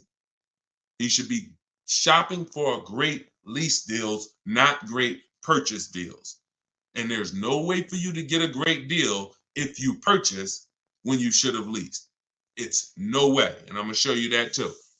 Okay, so tell me, let me know. Let me see. How many years have you had the car outside? So Al, I see you've had it for 14 years. Let me know. Who's had a car outside? Tell me the number of years. Greg, I see you, 5 years. Shakita, I said more than 10. Gigi Sweet Treats, I see you on Instagram, 9 years. Jose, 20 years. Okay, Jose on TikTok with the 20-year car outside. Helen, 10 years. Sprice on Instagram, 12 years. Okay, this is what you got to understand. All these people that you're hearing answer, if you are like not an 8-year, 10-year, 12-year, 20-year person, they're not like this with their depreciation anymore. They're like this. What does that mean? The same amount their car is worth today, a year from now, it's going to be worth about that. If their car is worth $7,000 today, it's going to be worth probably $6,500 a year from now, $6,600, $6,700. This is the only benefit of purchasing compared to shopping for great lease deals. So if what you're doing, you heard me 3 minutes ago talk about the money you're losing when you buy these cars in the short term, 10,000. You're losing 1,000, 5,000 this year, 3,000 this year, 20. So if you replace the car in that cycle, you've just lost tons of money because you're literally replacing the car in the biggest depreciation phase. And I always say cash buyers never do this The only people that do this, unfortunately, are people with a monthly payment. Because what you're doing is you haven't clearly see, what I'm showing you is the value of the asset, the value of the car. The value of the car isn't your loan. The amount you pay for it isn't your loan. That isn't the value of the asset. The asset is what's losing value every year. That's why some of you, when you high mileage drivers, if you're a high mileage driver, type HM. If you're a high mileage driver, type HM. You'll see that the asset loses your loan. You get a regular loan, but here's what you're doing. Because you're driving so much, you're destroying the car, the asset's value. Instead of you losing three grand like the average driver, you put 20,000 miles on your car, you lose 6 grand. Then you lose 6 grand. Then you lose 3 grand. So your car is worthless because you're the asset, but the loan is the same. The loan may be the same as a regular person. So you have to distinguish this. This is what you should be thinking about. And in the 2 year, anytime you get into the mood of replacing a car in 2 years or 3 years or 4 years or 5 years or 6, this is what you should be thinking about. I'm replacing my car. Some people will pay off their car, take a 6-year loan, pay off their car, and then go trade the car in and do it again with another car. Soon as they pay off the car, just go get another 6-year loan, pay it off, replace it. Just vicious cycle of money being thrown away. So you saw the first way to avoid that depreciation cycle. I just laid out with long-term ownership. You saw the people, 8 years, 10 years, Jose, 20 years on TikTok. This is all long-term ownership, avoiding depreciation. Here's the other way, great lease deals. Not average lease deals, not commercials that you see saying, hey, come lease this car, $400 a month with 4 grand down plus tax. No, great lease deals. Great lease deals look like this. Great lease deals are never advertised. This is Danielle. Look, Audi A3, got bids, $44,000 vehicle, $550 a month. No money out of pocket. $44,000 vehicle. Now, some of you know every $5,000 on a loan is about how much per month. I'm talking to the people that's been here, but some of you might have saw it in my social media videos too. Every $5,000 on a loan is how much per month. Thank you. Okay, dang, Eleuterio, you are totally on point. It's $100 on a 5-year loan. On a 5-year loan, so when you look at a car and you see $20,000, automatically in your mind should be that's about $400 a month. You should automatically default. I want you order. Some people say, Deshone, well, what if I want a 6-year loan? Well, let that be the backup. Don't default to a 6-year loan. Default to a 5-year loan. Because if you get a 5-year loan, you spend less money than if you get a 6-year loan. So default to a 5-year loan. When you look at a $20,000 car, say to yourself, it's about $400 a month. You look at a $40,000 car, it's about $800 a month. Because I remember every $5,000 is about, we all assuming money down. Well, I mean, no money down. We all assuming no money down. Every $5,000 you borrow on the loan is about $100 a month, depending on the interest rate. So this same car that Danielle is leasing for $550, somebody is paying $800-900 a month for it right now. Got the same deal she got, except they purchased and she leased. This is what you should be shopping for. Let's look at Benita. Now let's do something with a price. Look at Charles, $48,000 Hyundai Palisade. He leased it, got his bids. Because I know some of you look and saying, yo, how do you get these deals? These don't look like the commercials. No, we use a different system, a bidding system. That's how we get these deals. When you have 5 dealers competing to get you offered, this is the deals you're going to start getting too. When you go into one dealer and go back and forth, 80% of dealers are overpriced. So you're not going to see these numbers. You got to sit at home and bid and let these dealers come to you. But look, he's paying $597, $48,000 Hyundai Palisade. That same vehicle, no money down, It's rounded up to 50,000. That's almost $1,000 a month for 5 years. Even if somebody took a 6-year loan on it, there's people right now probably watching this. You got a Palisade, no money down. You're paying $900 a month. So this is, look, he's paying $597. So when we start, and I'll share more as we go into more questions. When you look at what I just told y'all, I told y'all this is the danger zone right here. You want to be over here 8 years or more, or you want to be over here shopping for great lease deals. You don't want to be purchasing, owning cars, replacing cars in this period, 2 years, 3 years, 4 years, 5 years. You are losing the most through depreciation. And somebody who's leasing is just really keeping thousands of dollars more in their household, driving better cars than you, because they're not putting the kind of money into a car you're putting in. They're only paying their little monthly payment, driving brand new cars, and paying a small amount for their usage. The people over here that have kept their car 8, 9, 10 years, they're keeping thousands in their household because they paid off their cars. Now their car's no longer depreciating, and they can just do what they want with it, have it in their household, and they've won. You in the middle are the ones that's losing, and you got to get out the middle. That's what I'm trying to tell you. It's the cute face, the mileage you pay for no matter what. Cute face on TikTok said the mileage though. You see, the problem is you've heard people who got a 10,000 mile a year lease knowing they should have got a 15,000 mile a year lease. Let's really get to it. People, I've watched them. I don't know why. Go in knowing they drive 15,000 miles per year, but yet they sign a 10-year lease, a 10,000 mile a year lease. It's the most, you want to not enjoy, you want to mess up your lease, then they blame the lease. I'm not saying this is you. If you drive 18,000 miles a year, you get an 18,000 mile a year lease. I had a guy come in, some of you know the story, when I was a manager at Hyundai for a couple weeks. Wasn't for me. I left after 6 weeks, but I got a chance to see something there I'll never forget. Guy came in, he was returning his lease, and I was helping him do the paperwork. I said, I looked at his mileage. He had like 72,000 miles on it. I said, you leased this? He said, yeah, I'm in sales. That's all I do is lease.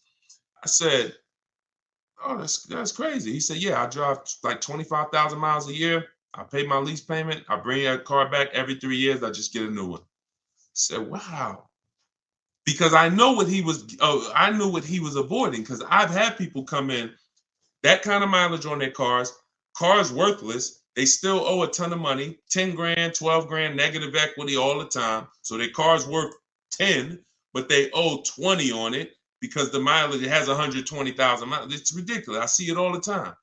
So when I went and I did his paperwork, I saw he was only paying like $150, $175 a month more than a normal Hyundai Sonata. So if a normal Hyundai Sonata was leasing for $350, he was only paying like $525 or whatever it was, whatever the number was. It was less than $200 more for him to drive as much as he wanted to drive. So it makes no sense to literally get buried in negative equity because, I'm going to buy my car. It changed my perspective. That's when I started telling my high mileage clients about high mileage leases, because you pay for that's what you got to understand. You pay for the mileage whether you buy or lease. If you lease, you are trying to make your deal upfront for the usage.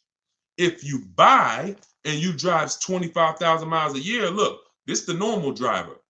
This is the normal driver. This is the high mileage driver's vehicle value. So that car was worth 40, but you put 75,000 miles on it in 3 years. Now the car is worth 20.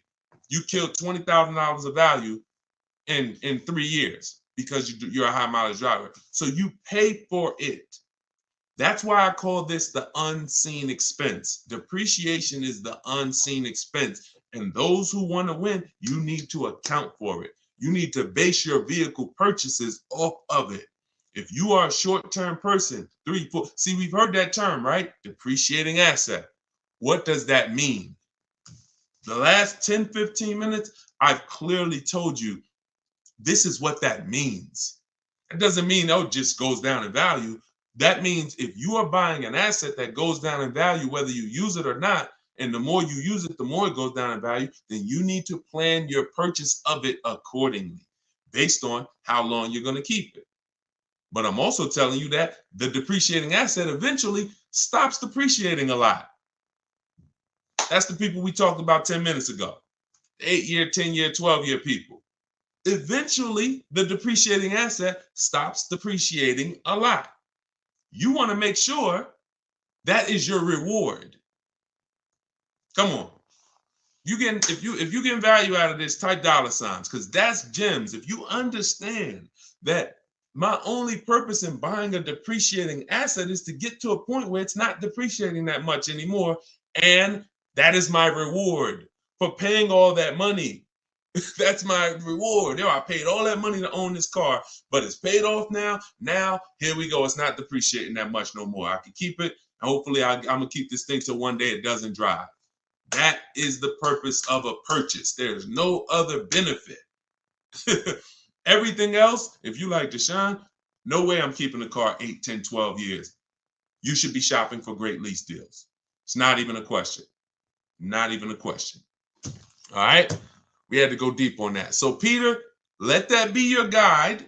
Everything I'm teaching you guys, this is in my book, Cars from Home, 7 Steps to Saving Time, Money, and Avoiding Dealerships. It's a digital book. I have a link in the comments for you guys. I have the banner up here so you guys can scan it. If you're watching us on TV, you can scan it and you can get your book for 75% off. It's normally $97, but part of our launch, our welcome offer, everybody, you can get yours for $24, but you only got 30 minutes. Once you visit that site, deshonesbook.com, that timer starts ticking, and once it gets down to 0, price goes back up to $97. So get your book, and yes, YHLDQ. All right, you got a lot of letters in your name on TikTok. Bravo, there you go. Plan properly, execute as such. There we go. There we go, Carla. See, you're getting it. Depreciation is the unseen expense. Yes. I love it. It's clicking. All right, let me go back to Instagram. Let's see if we got any questions on Instagram. Hold on. Type your questions on Instagram. Let me pull another one in from, hold on. Let me pull another one in here. Hold on. Claudia. I bought your book. When calculating offers on your calculator, do you put the initial MSRP or the MSRP with the added fees and the cost? Always the MSRP. Always the real MSRP. I don't care if a dealer has added costs. When we're comparing offers, we are only comparing other, because every dealer doesn't have those fees. So you're trying to you're trying to gauge value. So always use the real MSRP. And y'all know that I share this a lot on the show lately, just so you guys know, because it can be confusing. Whenever you see the MSRP on a window sticker, if you're shopping your lease deals the way we teach you to shop them, this is the total MSRP right here. It's the total MSRP right there. If they have a little addendum over here with some added numbers to it, that's not what we're using to calculate when we divide our monthly payments into the MSRP, and that's how we get the 1% lease deals, or the because everything we use to calculate great lease deals is based off of the 1% lease deal rule, which has been around probably longer than all of us. The 1% lease deal rule said if your lease payment was 1% of the MSRP with no money down, 12,000 miles per year, you got a steal. So everything we do from that is gauging, 1% and under is a steal. Between 1% and 1.5% is a deal. And above 1.5%, we don't take those. It's too high. You're paying too much money for a car you're giving back.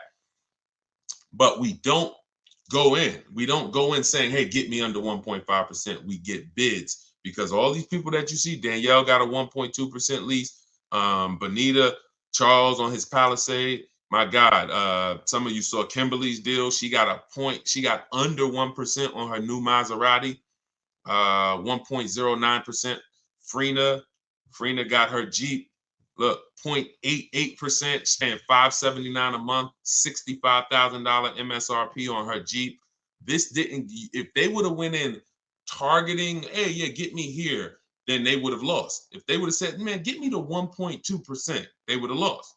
You get bids, you get 5 offers, because 4 are going to be overpriced in most cases. 80% of dealers are overpriced. That's the data we've seen.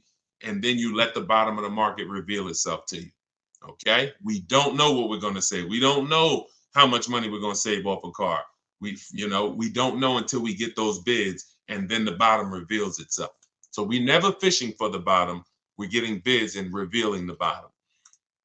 Okay, Rev Michael Dancy, what's up? I'm waiting for the 2025 miles to come in so I can capitalize on the 2024. That's cool if they're still around, for certain. Yeah, but make sure that you compare, because you want to have enough 2024s to get bids. You want to have, a lot of times, if there's a lot of leftovers, then you could do well. If there's not too many leftovers, sometimes the only ones that are left over are the ones with all the equipment. Like whenever we had the leftovers, the ones that were the most popular, they sold quick. But the ones that were left over, they sold, all the ones that had a bunch of equipment packages that weren't really popular, those were the ones that were left over. But it's different now. Inventory is back. A lot of dealers have tons of inventory now. So that could be a good strategy. But I like the idea of being in the market 3 months before you need a car, and then, being positioned so when a dealership needs a car, a sell desperately, you're the one they call. Because most people, Michael, they're going into dealerships and they need a car today, this week, maybe this month, latest. That's most people. So they're not going to be able to be positioned, unfortunately. That's why I don't want you emergency shopping anymore. I'm talking to everyone. When you're using a bidding system, you're reaching out, you're contacting multiple dealers. I have a system in my book, I call it the 25 to 5. This is for new cars and leases, 25 to 5. So we're creating contact with 25 dealers on their website, telling them what we want. We do this in 20 minutes, literally 20 minutes, because I also have, things you copy and paste in there to make it quicker. But once you do this, now what you're doing is you're seeing who has a car, and then you're sending a template to request a quote, and then we say out of 25 dealers, we're going to get 5 quotes, at least 5 to 7. If we don't like those quotes, we've already told them in our initial email when our deadline is. This is important. This isn't information we hold back. We say, hey, I could buy a car today. Whenever we reach out, we always say, this is built into my template. This is something you want to say. When you reach out today, I could buy a car today. That lets them know you're a serious buyer. But I don't need a car until this day. We call that our no later than date. Why that's important? Because a dealer's mind is about today. So when we say I can buy a car, I can make a deal today, it gets them excited. Oh, I got a serious buyer on my hands. But when we say, hey, but I don't need a car until end of the summer. I don't need a car until winter. I don't need a car until such and such. Now that's a takeaway. That's a psychological takeaway. So it makes them want the business more, but they know, okay, I got all these people in my showroom now. Let me handle them. But this guy, Charles, this guy, Michael, this woman, Medina, I know she's a real buyer. So I'm going to search and see what I got coming. Maybe I got a car coming in 6 weeks. Hey, Medina, I got this car coming in 6 weeks. It'll be here by the end of next month. Are you open to that if I were? Absolutely. So you have more inventory to shop from than a person today. So if you have a car and you need a car this week, understandable. I have the best bidding system in the world. My book will walk you through it step by step to get below market deals quickly. I don't really trust you to go out and get a great below market deal using no strategy if you have to get a car in a matter of days. But if you have time, time is a luxury. Time is an asset. Time is something you should be shopping 3 months before you need a car, because deals change every month. Every month programs change. Used cars, pricing trends change. You can see the prices go down. You can see them go up. There's advantages to having time. You could also, when we shop for used cars, our best deals aren't when we go to the marketplaces, Auto Trader, Car Gurus, all of these marketplaces we shop on. They're not there. We look at the market and we create accounts. Why? Because once we put in what we're searching for, we get alerts of new inventory. Watch this. If I want, I can't teach you. You can't get a below market deal. Dad, y'all running the lights up on TikTok. Shout out to the people tapping the screen. See y'all. Appreciate y'all. You can't get a below. The first step to getting a below market deal is you got to know what the market is. Because most people are paying market value or above. That's a $3,000 to $5,000 price increase. $3,000 to $5,000 from average market value to above market value. That's what most people are paying with no strategy. Because if everyone was getting below market deals, they wouldn't be below market deals. They'd be average deals. So now the people with strategy that I'm teaching you, the stuff that you're learning, you need to see those above market offers so that you know you're paying below market. Okay? So with a used car, I need to see the low side of the used car market on all these marketplaces. I need to have alerts on so that every single car that pops up, soon as it hits the marketplace, I get a notification of it. Because no one else is going to know the market on this car like you will. Once I walk you through this, once you follow these simple steps and not just winging it, you look at the market. We always sort from lowest to highest price. This is what I did with my Infinity truck I bought a little while ago. And I saw what the lowest prices was, and then I turned on the alerts. So I turned on the alerts, but I saw when I got mine, I didn't need to wait for the alerts because I saw a deal so good, I just jumped on it because I saw it literally in 48 hours. I narrowed it down to my top 4, and it was one deal that was so good. So, but it's a multi-step process. But so here's what, so the point is, new cars and leases, we see below market. The only way to get below market prices is to have 4 or 5 or 6 higher offers. That means you know you got the below market because I had 4 or 5 or 6 higher offers than the one I accepted. On a used car, I need to see other used cars that are priced $2,000, $3,000, $4,000, $5,000, $6,000 more than the one I ended up getting. Because that's the way it is all the time. And as long as you hold to these rules, you'll understand this is my target. Okay? You only do this once. Once you learn this process, y'all, it's rinse and repeat too. It's harder the first time because this is not my first time. I didn't even know I needed a strategy to shop for a car. But now you see, if I want to save thousands of dollars, get below market deals, I need a strategy. But once you do it, this thing, that's why I can do it in my sleep because I've done this 10, 15 times for myself. I've done it for other people, and I've taught a lot of people to do it. Trust me when I tell you, this is not rocket science right here. Tiffany got my book, and she wrote me, she just saved $6,300, $6,500 off her 2024 Mazda she just got. So, but it's a mindset. Bigger than the techniques. Let's get back to the questions. But bigger than the questions is your mindset set up and focused on below market deals and bids? That's, if I had to narrow it down to 2 things, below market deals and bids. And I throw one more in there. Well, which is really bids. Don't talk numbers in the dealership. Everything happens at home. All right. Let's go. Let's go back to the questions.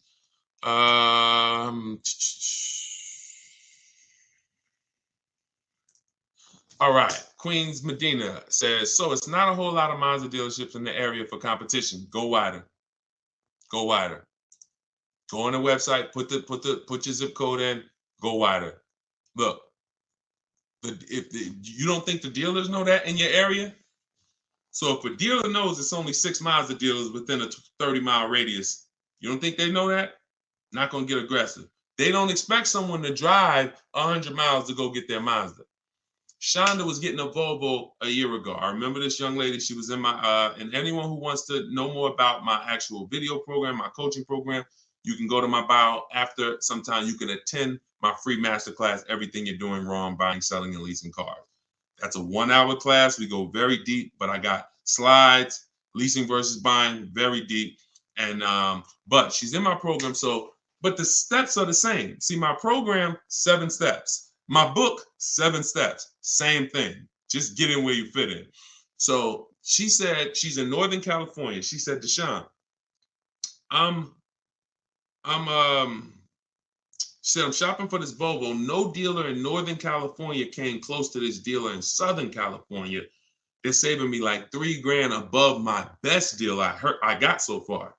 So she had some discounts already. I think her biggest discount was like $3,000, and this dealer was willing to do like $6,000 with all the rebates below MSRP.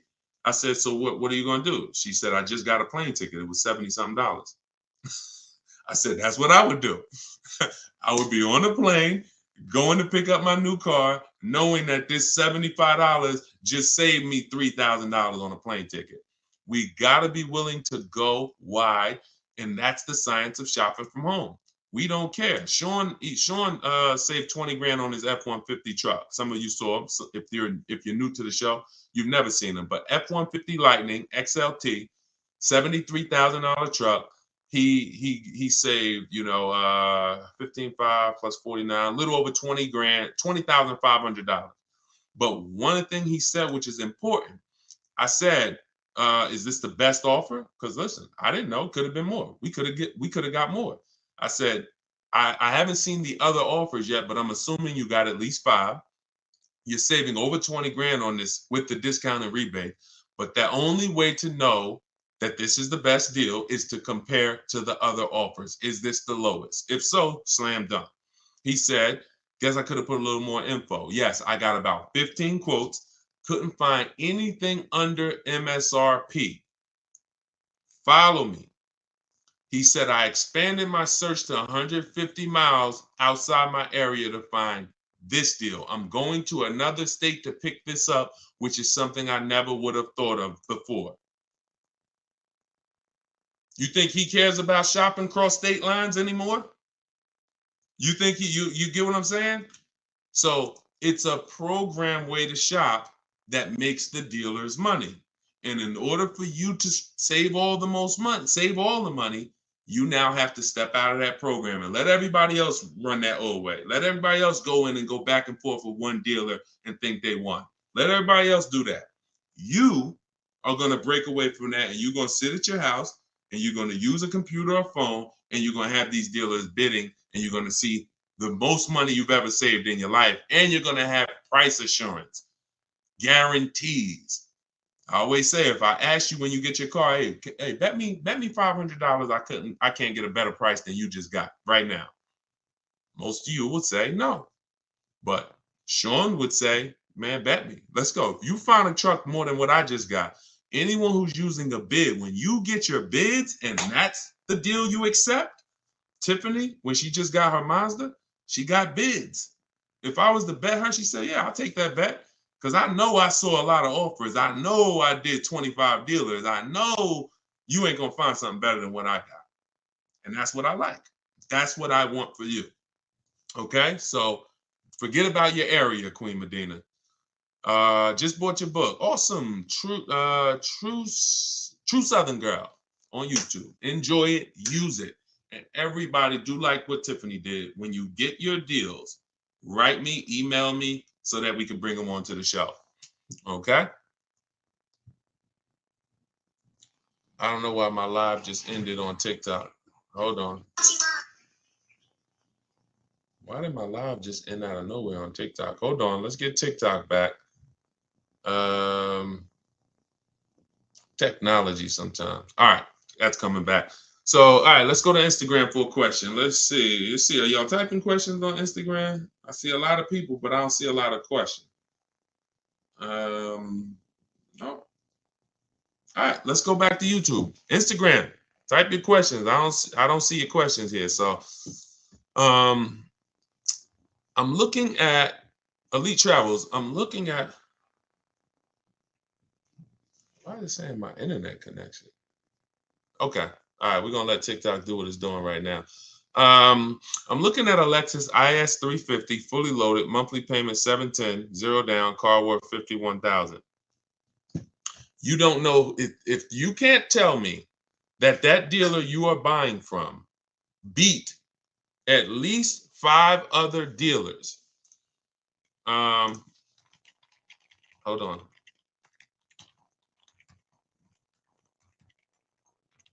Hold on one second.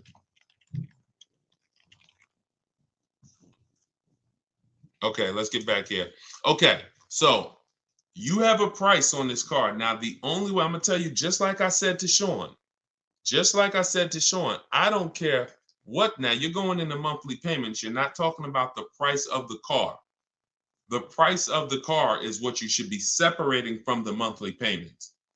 Until you know that you have the car, the best dealer, one, beat all their other competition and has agreed to sell you. I don't know what happened, TikTok. So come on back in. We got blocked out for a second. That's all that matters. You're putting the cart way before the horse, and you're mixing two transactions. You're giving the dealer your loan and you're looking at the car. If you didn't bid these two things out, there's no way for you to get a good deal. There's no way for you to get a good deal. Because you will never have price assurance. You'll have buyer remorse. You're wondering, did I get a good interest rate? Did I get a good price? So the first thing you have to do is get 5 offers on this Lexus. Forget about the monthly payment. I'm looking for a Lexus IS 350 fully loaded. If you're going to use my way, we're going on the dealer's websites, 25 to 5 in my book, $24 in the comment section. If you're going to do it your way, you're at least going to call, speak to 5 Lexus dealers. You can ask for the sales managers. You're going to get 5 offers, and you're going to compare and find the dealer who's going to sell you the Lexus at the lowest price. And then here comes your loan. Then you come home and you would do what we call the bank bidding war. So we have a process we do where we let an almost unlimited number of people run our credit so that we can bid out our loan. I said earlier in the show, there's people who they don't sell cars, they just want to lend you money. There's a lot of money in loans. $50,000 car, 1 point on the interest rate is probably $1,500. 1 point. Might be even more than that, quite honestly. 1 point. So that means if you end up with a 7.29 interest rate, but you could have got a 6.29 interest rate, that's probably $1,500 at least. God forbid, 2 points. 2 points. So we take the shopping of our loan just as serious as we take the shopping of our car, but we separate them. And so when you come home, after you seal your deal with the best dealer, you reserve the car, say, hey, great, we already got my business. You got the business. I'm now going to get my loan. I'll call you tomorrow. Then we come and we start the bank bidding war. Well, we started before this, but this is round 2 of it. We come home and we call our bank, we call our credit union, we go online, let all the online lenders access our credit. Who's going to give me the best loan for this Lexus that I'm about to pick up tomorrow or the next day? Now, out of all of those people competing, we take the best loan and then we call the dealer and say, hey, this is the best loan I got. If you guys can beat it, I'll give the business to you. That's the bank bidding war, because the dealer has another 5, 7, 10, 15 banks that he gives a lot of business to every month that he wants to see if he can beat that and earn your business on the loan. You want people fighting for your business. Everything is a fight. Everything is a fight. So that's what you want. All right. There you go. It's the biggest thing. I used to call these the 3 pillars of great car deals. Who you buy your car from, who you lease, who you buy your car from, who you get your loan from, who you sell your old car to. You have to bid out each one. And that's how you guarantee you got the best deal. You can't give the dealer all 3 of these and you just work this out for me. No, it's too much money in each of those transactions. And once you do this, you'll see it's easy. Nothing I'm telling you is hard. All right? Nothing that I'm telling you is hard. All right? Vince, I see you. Wait, did we get any questions on Instagram yet? Okay, hold on. Let me see. Because I said I'd go to Instagram next, and then I got you. Looking to purchase a mobile grooming van. Can these steps be used for that? Certainly.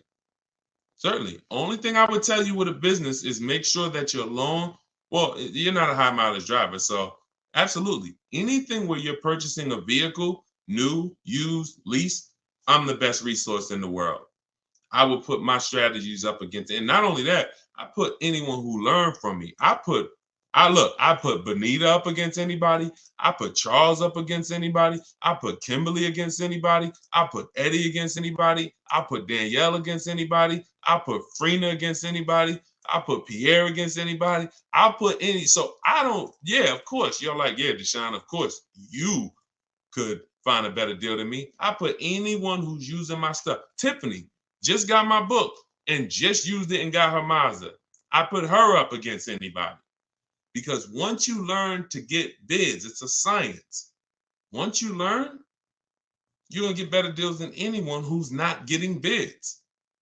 Always. Because you're going to talk to the same dealers they're talking to, and you're going to talk to a lot more other dealers than them faster than them. So the name of the game is bids. So for all of you who just jumped on, everything I'm teaching is out of my new book, Cars from Home. 7 Steps to Saving Time, Money, and Avoiding Dealers. You can get your copy for 75% off. It's normally $97, but you can get it for $24 for 30 minutes. When you go and visit my website, deshonsbook.com, and once that timer hits 0, though, it goes back up to $97. So you can get it in the comment section on YouTube or Facebook, or in my Instagram or TikTok bios. I have a website there. You click the website and then click the button for the book. All right? $97 is still a great price. I just couldn't price my book the same as everyone else's. I mean, I can't price my book the same as daggone novels. Shout out to the people who write novels, but I knew this is going to be a financially life-changing book for the people who use it. I just said, okay, but we do a special. So it's normally $97, but we do a special. What websites do you use to get bids? Great question, Drive Greens, Ride Harley, Instagram. New cars, we're going straight to the dealer's website. We're connecting with 25 dealers in 25 minutes, copy and paste, sending all of what we want. Then we're getting the bids from the dealers' websites. With all our communications is done through email, and we always set up a separate email. We never mix personal email, business email with cars, because we're talking to too many dealers at once, keeping our conversations organized. We cannot do it mixing personal and emails. We also get a Google Voice, so that we don't have to take phone calls, because there's no talking in our system to car salesmen. There's no talking. So there's no reason for us to be on the phone with a car salesman, talking numbers. We don't do it. So those of you who like Deshone, I like that. I don't like to talk. I don't want to talk to car salesmen. You're going to love this. All right. So if you're watching us on TV, you can scan that QR code to get your book as well. On a used car, though, we are on the marketplaces. See, my used car strategy is called the multiple marketplace strategy. It's different than our new car strategy. The multiple marketplace strategy is for is when you're going everywhere used cars are. You're going to cars.com, Carfax, Auto Trader, Car Gurus, Driveway, Carvana, CarMax, eBay Motors. And then we're narrowing down from there. I spoke a little bit about that earlier in the stream. So it's 2 totally different systems, 2 totally different shopping strategies. All right. And let's pull that in. Hi, is Limbuzz to credit acceptance? No, Limbuzz is not credit acceptance. I don't believe they are. I think Limbuzz is a startup. They recently started that company a couple of years ago. Vince, I have a 2013 Volkswagen Jetta. Oh, it's 6,000 negative equity, low credit score. Can I sell it and get a new truck? First thing you want to do is the equity assessment, because I don't know where you're coming up with that 6,000 negative equity number. There's only 3 ways to get out of negative. There's only 3 things you can do for all of you who have negative equity. 3 things. And most of you should be transitioning to a lease, because the cause of your negative equity is not leasing, but trading in cars. Look. When you trade in your cars or replace your cars in this cycle while you still have a loan, that's the formula for negative equity. Because you lost so much value, but your loan didn't get, your loan's still moving like this, creeping. But your car's value drops like a rock. So 3 things you can do with negative equity. You can either get the bids, call your bank, get your payoff.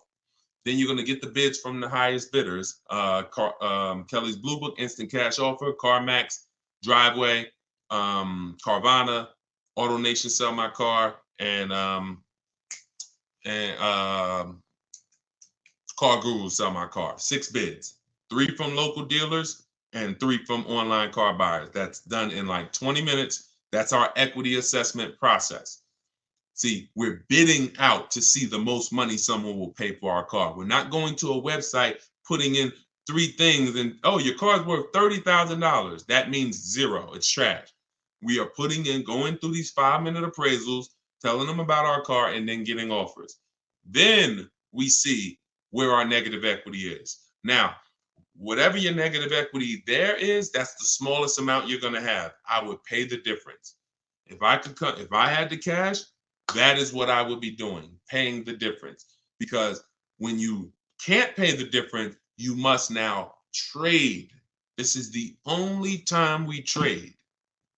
The only time we trade a car is when we have negative equity, because we need the dealer who we buy the car from to wrap our negative equity into our new deal. So that's the only time. So if we can't pay the difference after we do the equity assessment, now we're going to now look for our new car. Let's put our old car on hold. I sold my equity, negative equity. I can't pay the difference. Now I'm going to move in to shopping for my replacement car. Once you get your bids, now you look up and you say, okay, this is the dealer that's going to sell me the new car for the lowest price. Now, once you find that, now you're bringing your car over and you're asking them, hey, what could you guys pay me for this? I'm going to add this car to the deal, or have them look at the car, because now don't expect them. You're going to have a higher amount of negative equity, because they're not going to be able to beat the highest offer. If CarMax was the highest offer, they were paying you 20 grand. The dealer who wins your business is not going to pay you 20 grand. It's not worth that to them. They might give you 17. They might give you 18. So don't say, oh, well, CarMax was going to give me this. That's why I told you step 1 is to pay the difference, because those are the highest offers we're going to get. Then if you can't, you bring your car over. But if you have too much negative equity, you're going to have to, you can't do that deal. You can't slap 10 grand of negative equity on a $30,000 car. The bank won't approve it. It's something called loan to value ratios. So when the bank sees, okay, this car is worth $30,000 they're buying, but they're asking us to lend them $40,000. Why? We're not going to do that. You can have a 900 credit score. That's why I call negative equity the bad credit for people with good credit. Because too much negative equity, you'll leave with no car. The bank can't do it unless you put money down. These are also the only scenarios where you must put money down. You can't do a no money down deal, because they're telling you the bank won't approve all of that. So in order for you to get this approval, you got to come up with like 3 grand, because you have too much negative equity. But you still need to bid out who you're getting the car from, because if you bid out, now pay attention here, very important. When you get bids on who you're getting the car from, you never know if that car has rebates on it. You never know if you're going to get how much of a below market deal you're going to get. And the more below market deals you get, the more room you have to bring negative equity over. See, if someone's buying a $40,000 car, but they got it for $35,000, let's use Tiffany, for example. Let's use Tiffany. This is a perfect example, and I've never done this before, but I'm glad. So Tiffany bought a $44,000 vehicle. She got it for $65,000. She got $6,500 off. So now the bank will lend, usually with good credit, 20% above that MSRP. So if her car was $44,000, the bank will lend an additional 9 grand above that number, above the 44. So she got such a good deal. She got the vehicle for $38,000. Let's just say, for an example, she had 8 grand of negative equity she wanted to bring over, and she wanted to do no money down. She'd still be under the loan to value ratios because she got such a deep discount. See, the loan to value ratios doesn't change. If she got a $10,000 discount, that gives her more room if she had a bunch of negative equity. So if you don't know how to shop and get bids for the new car to save all the money, you're really eliminating any, possibility you have to bring over a good amount of negative equity, because you are just not getting enough off the car to make it make sense. So that's why even when you have negative equity, if you can't pay the difference between the car and the online bidders, you still want to take the second part, which is getting bids for whoever's going to sell you the car seriously, because if you don't get a good discount and you try to slap all that negative equity over, they're not going to allow it. And then you're stuck. Or you're not stuck, you just need to stay in that car and pay down the balance more. So those are the solutions for negative equity. And then the biggest thing is stay out of it. Stop buying cars that you're not keeping 8 years. Start getting great lease deals like we teach, and you won't have this problem. Everything we talk about, y'all, is in my new book, Cars from Home, 7 Steps to Saving Time, Money, and Avoiding Dealerships. It's everything I teach in a step-by-step way. Lease deals, selling cars, selling leases, getting new cars, getting used cars, bad credit, high mileage drivers, all in there, broken down into 7 steps for different types of people. So it's normally $97, but I'm gonna post the link in the comments for you guys on Facebook. All right, and YouTube, there's the comment for you. And if you're on Instagram or if you're on TikTok, it's in my bio. You click that link. As long as that timer didn't hit 0 yet, you got your 75% off. You can get yours for $24. And this is what we do all day long. Insider strategies, get through as many as we can. We've been on for about an hour and 15 minutes, so we'll wrap for today. When you see the rebroadcast, make sure you tell your friends about it. We rebroadcast these shows all day long, so even if they couldn't join us live, they can get value from the rebroadcast, all right? I'll see y'all in the next stream. Shout out to y'all. Have a great evening. God bless you.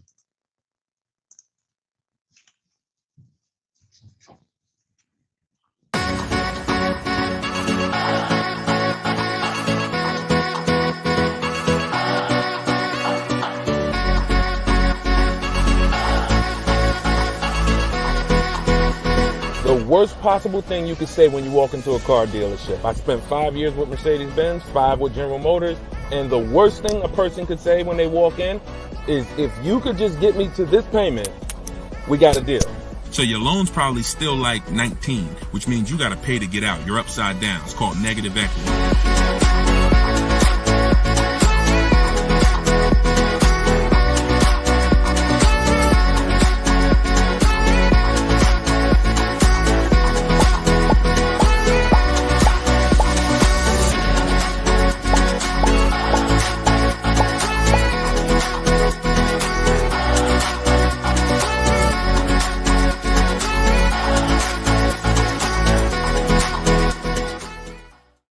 Welcome everybody to Car Shopping Questions and Answers special live show. We are live. This isn't a rebroadcast. If you don't see the banner, we're doing a special early morning live right now. So you know you may or may not know we rebroadcast these shows throughout the day. I'm your host Deshone, publicly known as Deshone the Auto Advisor. Spent 14 years in the car business. Now what I do is help everyone willing to listen, learn the science of car shopping from home, and how to stop negotiating and start making dealers and banks bid for your business. And that is how we save more money in less time than you will save spending hours and days at dealerships like you are most likely used to. So you guys can start typing your questions in. I do have my man Dolan moderating in the background. He'll bring the questions into the show. I always like to do a little housekeeping. I'm the author of the new digital book, Cars from Home, 7 Steps to Saving Time, Money, and Avoiding Dealerships. We are currently rated at 4.94 stars. Actually, right now, I got to do another screenshot. We got 35 ratings and 28 reviews. So thank you to everyone who's reviewed the book on Goodreads. And you can get your copy for 75% off during the show in my TikTok bio or my Instagram bio for 30 minutes.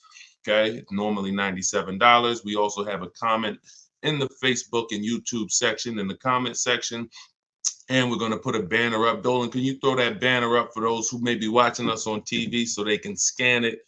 You can just scan that QR code with your mobile phone. I've also done a free masterclass called Everything You're Doing Wrong, Buying, Selling, and Leasing Cars. It's a 1-hour masterclass where I go deep on 23 mistakes that most of you are making because the car business has programmed you to make them. And how you can stop doing that, you can also attend that masterclass for free in my bio, but you will need a good hour to lock in. So with that being said, let's get it done. Let's get these questions coming in. Hey, what's up? What's up, Tuesday, child? Shout out to the people sharing on TikTok. Y'all already running the likes up on TikTok. Shout out to y'all. Shout out to everybody tapping the screen. And let me get Instagram up. I like to see Instagram up too. There we go. All right. I see you, Jake Neer. I just tore your name up. Forgive me. We're going to bring that question in. Dolan, we just got somebody on Instagram. So whenever you get yep. All right. I see we're good. Hold on. Let me turn that down. Butterfly Wings on Instagram. How do you negotiate a lease online? Great question. So you want to figure out what you want first. Go test drive it. I always say with a lease, you want 3 options. Because using what I'm about to tell you, you're going to get great prices. You'll get below market prices, but it doesn't mean the lease program's good. The only way the lease program's good is if all of the offers you get, if the best one comes at least below 1.5. Now, depending on what car you're looking at, the best offer you get might come at 1.3, might come at 1.1, might come under 1%, but you must get at least 5 offers because 80% of dealers are overpriced. So you're going to figure out what you want. Then you're going to go to the dealer's websites. I mean, if you're going to do it my way is using the dealer's websites because I don't like to use any third-party sites where they're selling our information. So we're going to go direct to the dealer's websites. Then we're going to tell them what we want online. And then we're going to have conversations by email. But you must set up a separate email. If you try to do this with your personal email or your work email, it's not going to work because you're going to have too many dealers emailing you. So you want a separate email. This is all in my book. I'm telling you what I call my 25-to-5 system. We reach out to 25 dealers online, and we're going to get 5 quotes from those 25. One of those quotes is going to beat everybody else. So it's a numbers game. So reaching out to dealers online, telling them what you want, and having the conversations. Now, if you're not going to get my book, which is $24 in the comment section or in my bio, as long as you get there with this 75% off, then you might do it manually. You might call and get these offers. You might call, ask for a manager. I don't talk to salespeople. So anything I'm ever teaching you to do is going to be to avoid salespeople. That's why we're avoiding dealerships altogether, but especially salespeople, because you don't know who you're going to get. You don't know if you're going to get, you just don't know who you're going to get. And 80% of salespeople should not be in the car business. So that's why we're never going to talk to salespeople to try to get our offers. We're either going to deal with managers or you're going to do it my way, which you're not even talking. You're using my scripts because I wrote the templates that you use. You fill in what you want, send it out to the dealers. Then when they come back, you got to expect this, y'all. You got to expect that dealers 80% are not going to make it easy. They're going to try to have a conversation with you, even by email, to get you on their terms, to get you on the phone, to get you to, hey, can I get your address? Hey, can we have a quick conversation? Hey, when can you come in? That's why I wrote scripts for everything you copy and paste to them. Like when they say, yo, can I get you on the phone? Hey, I'm gonna be handling all my purchase online, and then you ask a question because there's phases to what we're doing when we're communicating online. There's phases. First thing we're trying to do is see who has a car. There's no point in us talking to a dealer that doesn't even have a car we're interested in. That's why the first thing we're doing when we contact them is letting them know this is what I'm looking for. These are my options. I'll do a blue, gray, or silver one. These are the packages I'm looking for. That's the first thing. We're letting them know what we're looking for. We're letting them know our deadlines. So if you don't have a car, we're not even talking and moving to the next step. So the first conversation, the first set of scripts that I wrote is to verify who even has a car. Then once we verify who has a car, let's say we connect with 25 dealers online like we do, then you're going to come down and say, all right, and this is the only bad part I'm telling you about calling around.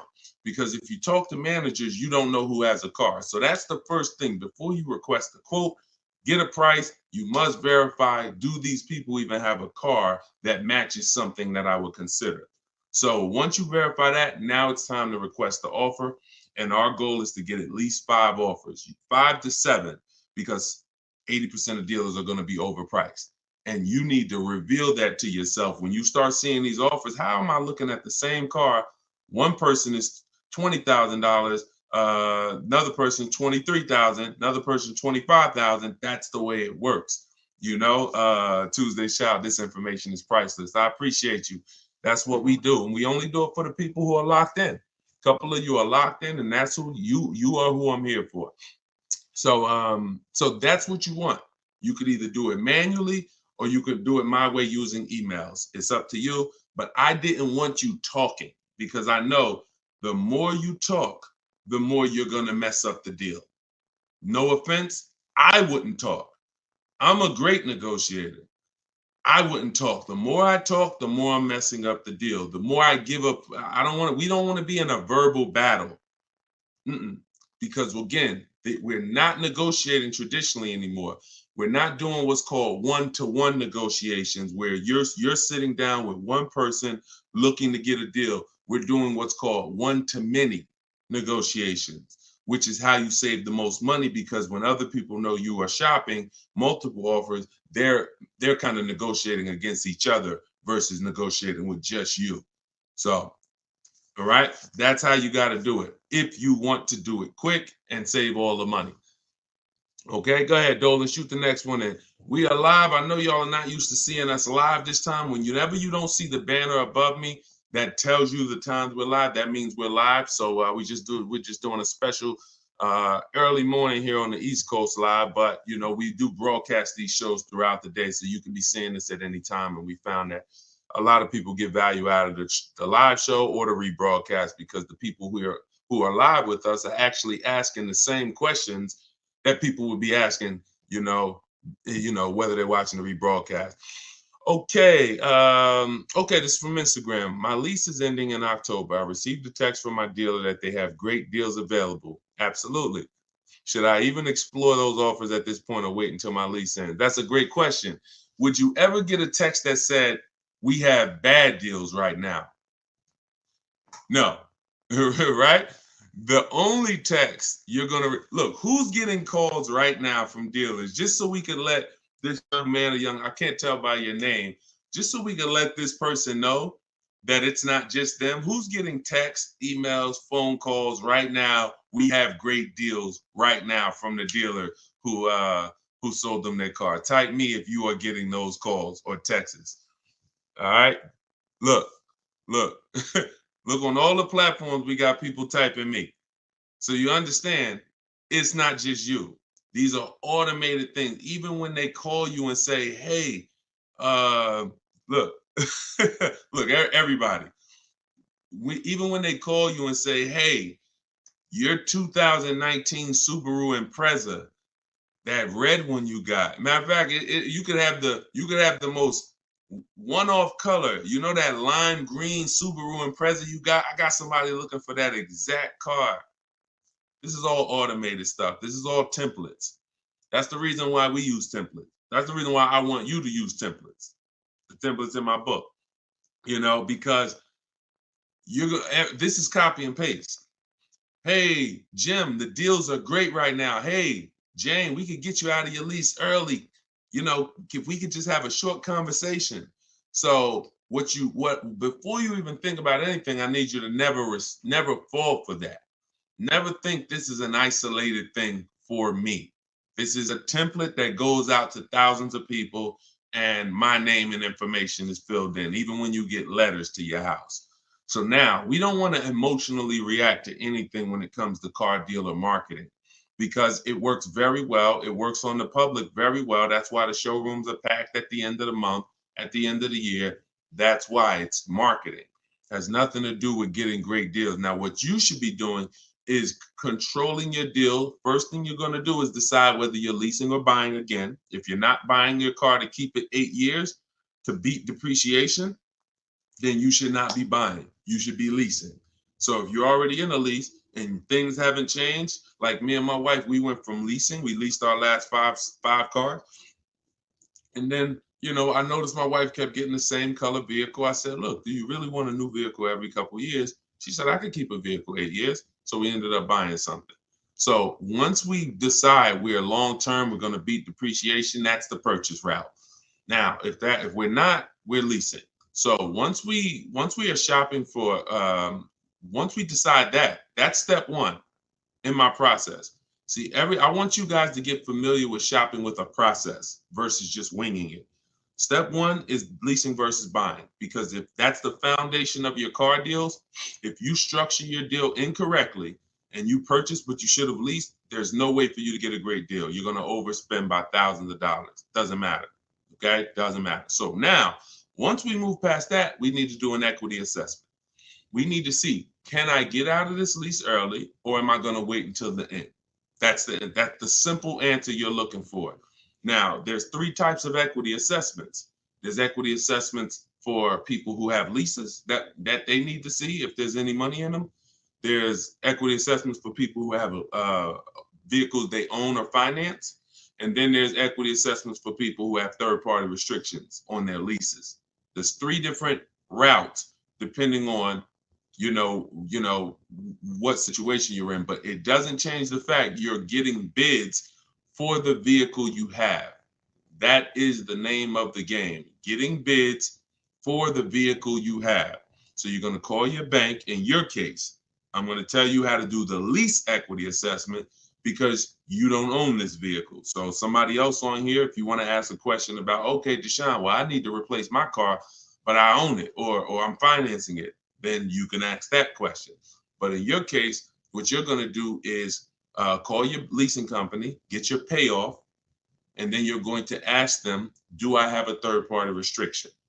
Now, if they say, no, you don't have a third-party restriction, great. You're going to simply go to get the 6 bids from these 6 companies: CarMax, Driveway, Carvana, Kelly's Blue Book Instant Cash Offer.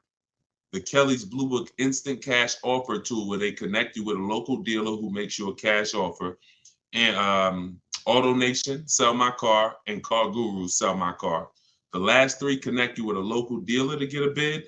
The first 3 are online car buyers. These are the most savvy car buyers. They cut checks instantly. This isn't like listing your car privately. This is like, hey, I come in, I see you do an inspection, I leave with a check. So these are the bidders right here. So this takes 20 minutes. When you go on these websites, you're going to see a question that says, is your vehicle owned, leased, or financed? You want to put owned. You want to put owned. So if you don't have a third-party restriction, you simply reserve the right to sell to the highest bidder, but you're going to need to now put that offer on hold, and then you begin shopping for your replacement car. But only if you have equity. If you don't have equity, then you're going to wait. If you see that your payoff is 18 and your highest offer is 17, you don't have equity. You're just going to wait until you got about 1 month left on your lease, and then you'll start shopping. Once you pay your last payment, you can start shopping because you can always extend the lease for free. I like to have at least 3 months to shop. I like to have at least 3 months to shop. I want to see the offers for 3 months. I want to see if the offers are phenomenal first month, I'll take it. If my lease is up and the offers weren't good the first month, then I'll extend the lease for free for a month. So I'm going to give myself 2 to 3 months. So as soon as you make your last payment, that's when I will begin shopping if you don't have equity in the lease. Now, if you have a third-party restriction, you're going to follow that same process I just told you, except you're going to end up selling to a used car manager at a dealership that makes the same brand as you. Give you an example. If you have a third-party restriction on a BMW, you can only sell to a BMW dealer. You can't. And some people buy the car and resell it. I don't like doing that because you pay taxes and fees when you do that. I simply like to sell, get bids from at least 3 BMW dealers, and I'll sell to them. So that's how we do it. That's the first step. There's nothing else to think. Many people think, oh, well, what about the next car, the replacement car? Until you do your equity assessment, there's nothing else to think about. And I don't want you thinking about multiple steps when you haven't done the most important step for you right now, which is the equity assessment. After that, you can move. So my book is 7 steps. You got to do 1 step at a time because it's not a thing you read. We don't do the whole process. We do it one by one. If you called me and said, Deshone, I'm getting a car, what's my first step? I'm going to tell you this.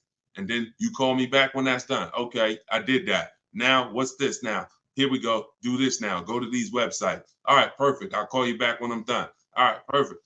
And before you know it, we're at step 7 and you're picking up your car. But it's an action program. Okay, and there's little steps along the way to make sure that we protect ourselves and save the most money and get below market deals. Okay, so handle that.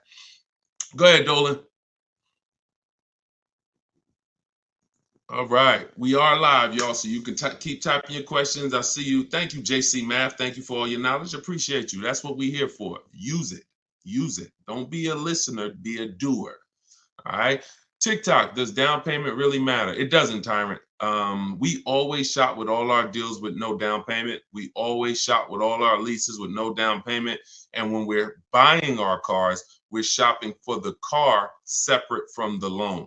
So you have to understand something. The reason why you get down payments mixed up is because you mix the buying of the car with the getting of the loan.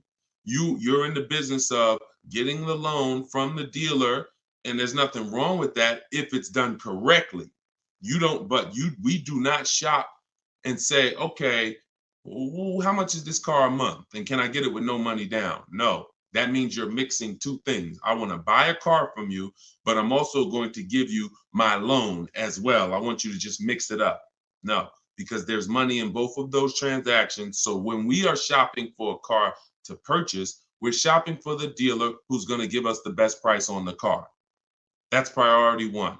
The loan is completely separate. The person who's going to give you the loan is you're going to use, if you're following what we teach, you're going to use our bank bidding war process, where multiple banks and credit unions bid for our business without hurting our credit. You got to know how to do this strategically. Okay, it's called the bank bidding war, where we have everything we do as a bid. That's how we eliminate buyer's remorse. That's how we guarantee we get below market prices. That's how we guarantee we get below market loans. Everything is a bid. So when you are looking for your car, you're looking for the car. If you're looking at a Nissan Altima, you're looking for the Nissan dealer that's going to sell you the car at the lowest price. And you're going to need 5 offers to do that. So once you find the Nissan dealer that's going to sell you the car for the lowest price and beat all their competitors, this is now when we come home and we get our loans in order. This is when we come home and we say, okay, boom. All right, I'm going to have my bank, my credit union, some online banks, go online, banks and lenders who, do car loans online. I'm going to have all of these people start bidding on my business, because now I have a car that I'm looking to go pick up in the next 24, 48 hours. And then after we get that round done, we're going to call and see if the dealer can beat it. That's the bank bidding war. You have 10, 15 people bidding for your business in a 24, 48 hour period. And when you end up getting your car, it only affects your credit like one hard inquiry, even though you had 15 of them. So all the inquiries will show, but a weight on our credit score will show as one hard inquiry, because it's called proper rate shopping. So that's how we make sure we get the best loan, and that's how we make sure we get the best price on the car. If you've been mixing these two, it's no way for you to guarantee your best deal. There's no way for you to save all the money mixing the loan with the deal and with the car you buy. And then some of you even mix the trade in and say, okay, I'm going to give you my old car, and I'm going to buy a car from you, and I'm going to get a loan from you, and I'm not going to get bids on any of these transactions. Impossible not to overpay doing that. Sorry, I hate to be the bearer of bad news, but that's how I have to deliver it for you to understand. Come out of that cloud. Come out of that cloud shopping that way. Okay? But down payments doesn't matter. Only people that can't do no money down deals are people that have way too much negative equity and they don't have any money. If you are trying to bring a lot of negative equity over the deal, the bank's not going to approve it, because they only are going to lend a certain amount above the price of the vehicle. But here's what's very important. And no, we're not going to talk about the negative equity right now. We'll let that be a question in and of itself. But the only people who can't do no money down deals are people with large amounts of negative equity. It becomes more difficult for you to do those deals. All right. Go ahead, Dolan. Great question. Okay. Jay Golden Gate from Instagram. is this all in your book? Everything that I'm teaching is in my book. Every answer to every question that I'm giving on every live stream is out of my book, Cars from Home.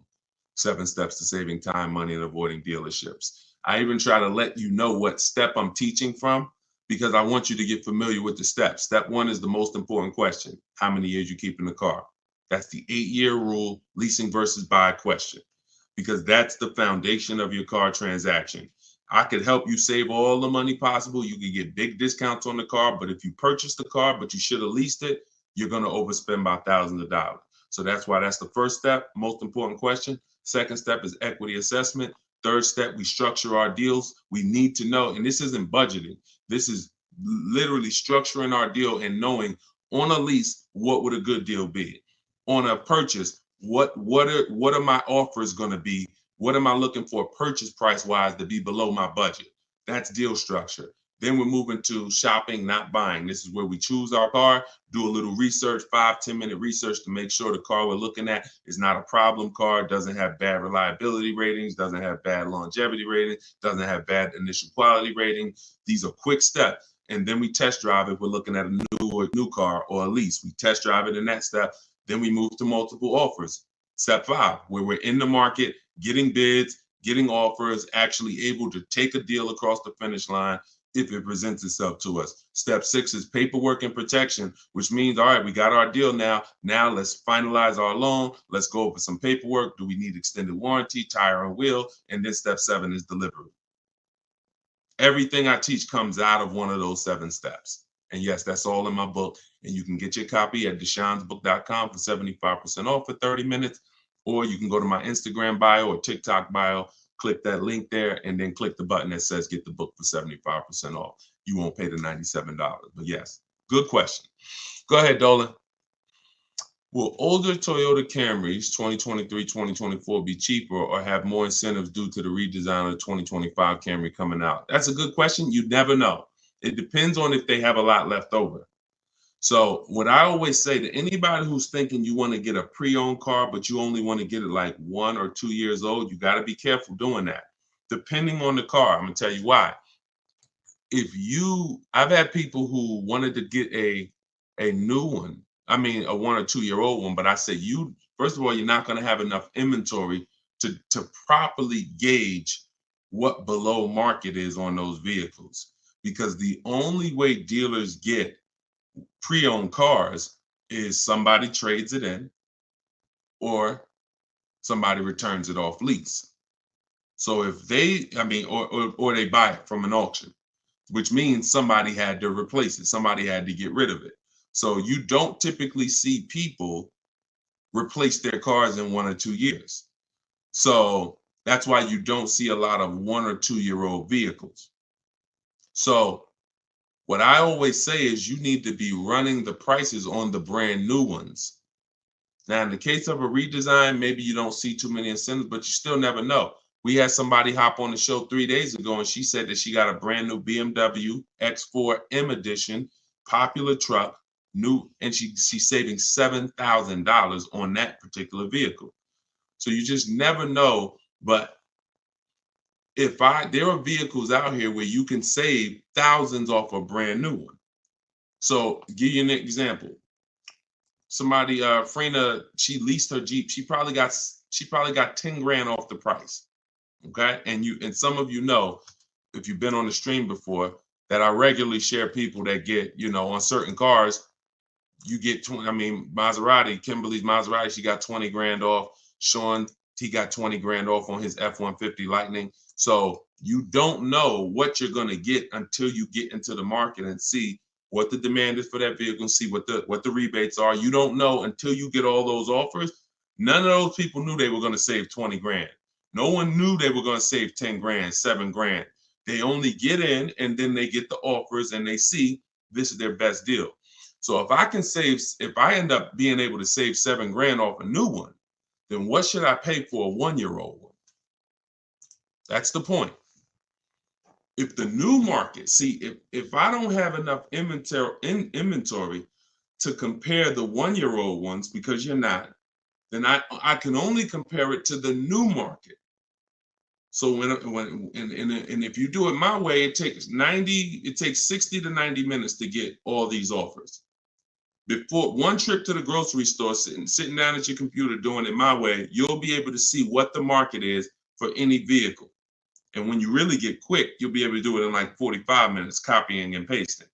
So once you see that, if the new market for the car is $7,000 off, how much should I pay for a 1-year-old one? Well, it better be at least 10, maybe 11, because a brand new one is $7,000 off. Now, opposite is true. If I could only get $2,000 off sticker, that's my best offer. Then maybe a 1-year-old one, I'm looking for $7,000-8,000 off sticker, $9,000. So you got to know what the new market is, because the worst mistake you could make is to get a 1 or 2-year-old pre-owned car that has a heavily discounted new car market that has $5,000 rebates on the new car. Think about Sean. I want to use an extreme case, but even cases that are not this extreme will still make a huge difference. Sean, he saves $20,000 off his F-150 Lightning. What happens if somebody said, now that's a $73,000 vehicle I'm showing on the screen. What happens if somebody says, well, I want a 1-year-old one or a 2-year-old one? Now they think, all right, I'm gonna go and look for one that's probably about 50, 55. Now they go pay 55 for a 2-year-old one. But Sean, getting his bids and revealing what the below market prices are on a truck like this, he saves $20,000. So he pays 53, and the person buying the 2-year-old one pays 55. Do we understand how horrible that would be for the person who got the 2-year-old one? We clear? Type clear before we move on. This is only for recent cars. This is only for 1 or 2-year-old. If you're going 3-year-old, there's typically enough cars for you to compare prices. But those of you, we've had a lot of people over the years that target a 1 or 2-year-old one. I would tell you, shop the new car market, because that's going to give you the parameters you need to know what a deal should be on a 1 or 2-year-old one. All right, there we go. Good question. Let's go, Dolan. Shoot the next one up, brother. Let's put the banner back up for those of you who want your book, 75%. Now, just so you know, once that timer on my website hits 0, the price goes back up to $97. So be aware of that. Get your $24 book if you want. I mean, look, $97 is great. Let's be honest here. We usually keep cars for a while, but we see a lease deal for $189, 0 due. This is trash. This is trash. 36 months only for commuting to work, perfect credit. And I'm gonna tell you what's trash: advertisements. Deals are not advertised. First of all, the 189 is going to be on a specific vehicle, and it's not going to include taxes and fees.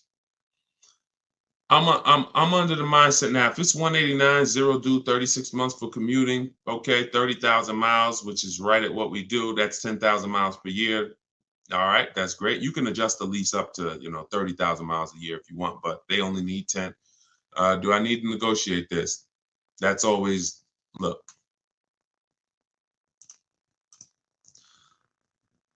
I'm gonna tell you this. So Frina called. She's in a group that we have here. Now Frina was shopping originally for a Jeep Grand Cherokee Limited because she had one already. So she posted to our group. She said, Deshone, the best offer on a Jeep Grand Cherokee Limited I got out of all my offers was 1.2. I said, that's still good. She said, yeah, but she said but the dealer is saying that they have another model that they could do better on. They said they could probably get me to 1% on that. I said, okay, you need to shop that offer again. You need to shop, you need to get bids on whatever model they're saying, because what happens if that model has different incentives, a better lease program, and you're just taking them for face value? Just because they're the best on this car doesn't mean they're the best on this other one. She said, okay. So and we do this in minutes. So she got her 5 offers. She got her 5 offers on the new one. She ended up getting the best deal I've seen in 3 years. 0.88% lease. So I don't know for a fact, to answer your question, if they're going to once they add the taxes and the fees to the deal, I don't know where it's going to be. But here's what I do know. Great deals are not advertised. So deals where dealers are like, I don't really want to do that. It's tight. Like they didn't love doing that deal for Frina. They just did it because they wanted to move a car. I'm always, especially knowing what we know. See, for you, shopping might be hard. That's why I'm trying to give you the formula and give you the recipe to getting deals online so that you can start getting bids in minutes. Even if you're going to do it manually by phone, it's still better than you just going in and saying, okay, that's what you advertise, give me that. That's just not below market, because anything below market is not, if anyone can get it, it's not below market, it's average. The stuff that I'm showing y'all, every single thing you see, anyone ain't just going and getting these numbers. Y'all see these lease deals that I share. Y'all see these discounts on these purchases I share. Y'all see Tiffany. If you were on the stream the other day, you saw Tiffany wrote in, just got her Mazda $44,000 brand new 2024 Mazda. And at the time of this recording, that's literally 2 weeks ago. She saved $6,500 off a brand new Mazda. These are not deals people are getting. These are below market deals. So it's really your personal preference. If you want to be lazy with it, go in and try to fight for that advertisement. If you want to know for a fact you got the best deal on that particular vehicle, you sit at home and you get bids from at least 5 dealers, because 80% are overpriced. So it's your choice. I'm always doing it. This takes 45 minutes to do. By the time you get home, like whatever car this is, let's just say it's a Toyota Corolla, whatever car it is, by the time he goes, visits the dealer, and comes home, I would have done the process to get offers, to get at least 5 offers on that same vehicle. That's how quick this is. Go ahead, Dolan. All right. What's up, Paul? YouTube. Have you ever heard a dealership tell you that you have too many cars when trying to get a loan from a dealership? I currently have 6 cars and they stated I should trade in at least 2 to 3 vehicles. Absolutely. Absolutely. If those cars are attached to your personal credit, then most definitely. The only way that wouldn't matter is if you had those cars in a business credit where it wasn't showing against your personal debt to income. So, if you have several cars in a business name that's not showing, then that's showing them the business is taking care. They won't even see them in many cases. So if you have, 6 cars on your personal credit, of course, at any given time, yeah, if any one of those lenders is taking a risk, because what happens if the economy shifts? What's the chances that he's going to be able to pay 6 cars? So for sure, your best bet is going to be trying to, secure outside funding, outside financing. But that's what we would do anyway. We would always be shopping for our credit, our loans separately, and then giving the dealer the chance to beat it. For sure. And if you can support that, if you can show the income to support it, but it absolutely is very risky from a lender's perspective. Very, very risky. You just need to find the right lender at this point who is willing to take the risk, because obviously most people, it's hard to get a second car. Second car is hard because they're looking at normal people. Normal people are not going to be able to support a second car. Maybe a second car though, a third, a fourth, a fifth. No, I don't even know how you got those done, but however you did, it's income. I mean, I've had people make, $800,000, $900,000 a year. Okay, so it's all income based. So I'm not going to sit up here and tell you I don't know how you got it done. If a bank sees that you make $500,000 a year, and you're bringing in $10,000 a week, and they say, okay, $40,000 a month. Okay, car payments are $3,000, $4,000, $5,000 even. Okay, but you're going to reach a point where they're going to start to see that, okay, this is too much risk. So I wouldn't be dealing with dealers, banks, especially if they're telling you trade 2 or 3 cars. You need to find a bank or a financing source that's going to be comfortable taking that type of risk. And that's it. Go ahead, Dolan. And if you're using those for business, you should really try to get them in a business name. Is your book only digital, or can I get a hard copy? It's only digital, because there's nothing that I can do. First of all, there's so many reasons why it should not be a hard copy. One, the car business changes. My strategies and steps don't change, but the websites we use change. Vroom used to be one of our bidders. Vroom went out of business a couple months ago. So if you had a physical book that you were reading, you'd be going to Vroom and getting we don't do this anymore. So templates, I link you to templates that you scan, you're copying and pasting. I'm linking you to Google Documents. I'm linking you to videos that's in my video library. There's things that I'm linking you to throughout the book. Plus, you jump from a section, like it's like a warp zone. If anybody ever played Mario, when you get to a part where I'm asking, where the most important question is, how many years are you keeping the next car? If your answer is less than 8, you click a link and you're going to the lease section. If your answer is more, eight or more, then you click this and you're going to the purchase section. So it's an interactive book so that you're not reading. It's no way. I don't want to be a person who's leasing a car. I mean, I don't want to be a person who's purchasing my car and I'm kind of skipping all this information about leasing that's not relevant to me. I don't want to do that, because now I'm going to get confused. Okay, is this for me or not? So I had to have links that warp you to certain sections that keep you on track. Wouldn't be possible with a physical book. And again, the updates are probably the most major. Those 2 reasons are why this book would be horrible as hard copy. Well, I'd just be coming back every 6 months, every year. I'd have to do volume 1, volume 2, volume 3, because that book you bought last year, it's not relevant anymore because there's so many things that change. When I wrote my first book, 52 Car Buying Questions Smart People Don't Ask, that was 2021. 2021, that was a digital book as well, but the format of it was so rigid. Once things changed, I couldn't change it. I had to totally write a whole nother book. Plus, I wanted to do it step by step. But back then, TrueCar had more power than they have now. That TrueCar has no power now. So all of these things, the markets change. So we need to make sure that all the information we're giving is able to be updated. So when you open the book a year from now, it's relevant. And that's because we're updating the main file. Could never do that with a hard copy. All right, legit question though. Go ahead, Dolan.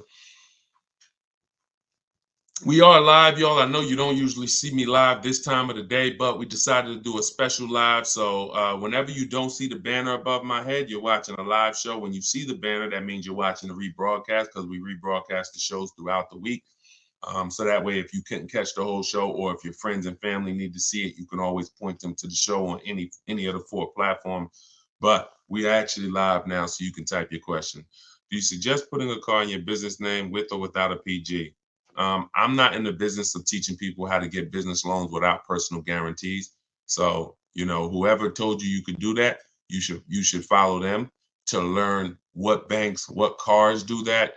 But you should still use my system to get the prices.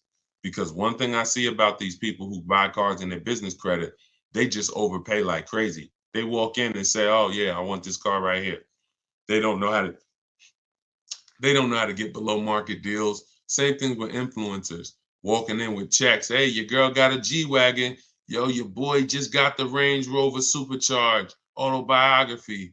Man, they walk in and they are getting hit. Hurt. I don't want to use that word on YouTube. They are getting hurt big time financially on these cars. So I would say, and I say the same thing with people who do Toro, or who do who have a rental car business. You need to learn from someone who's going to teach you the business systems.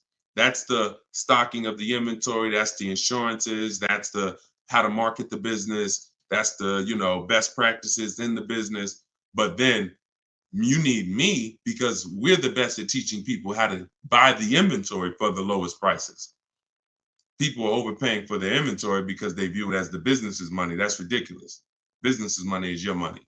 So, but whether it's a PG or without a PG, get it done. If you sign in PG, I don't see most banks are not going to do that, because what you're saying is, here's my business. If something happens and this car is not paid, the business needs to have the assets for you to go after that'll pay the car. If the business doesn't have the assets, the bank is saying, we're coming after somebody who has the assets. That means you could just be like, one day, all right, I'm not paying for these cars no more. Take them back. And then there's no recourse. Most banks are not going to do that at all. But some will. If some are doing it, just find the people who's teaching you which banks do it and follow them. Okay? It's up to you. I've had plenty of people buy cars in their business name, personal guarantee it, and it doesn't show in their debt to income. And now, very important before we go to the next question, if this is your goal, you need to call the finance manager at the brand. So if you're like, oh, I want a Honda, you need to talk to a finance manager at a Honda dealership and say, if I buy a car in my business name and personal guarantee it, will it show against my personal credit? Because it will with Mercedes as far as 2019. And I learned that the hard way. Me and the customer. It was, I said, the customer was buying cars in their business name, real estate developer, and he came and he got a Mercedes Benz. He put it in his business name with the personal guarantee, and it's still reported on his personal credit. Then the finance manager told us, hey, just so you know, yes, it does still show. I'm like, we should have known that before. That's something we should be telling customers before they ever apply, because they're only applying in their business name because they don't want it to show against their personal debt to income. So always double check with a finance manager in the brand, okay?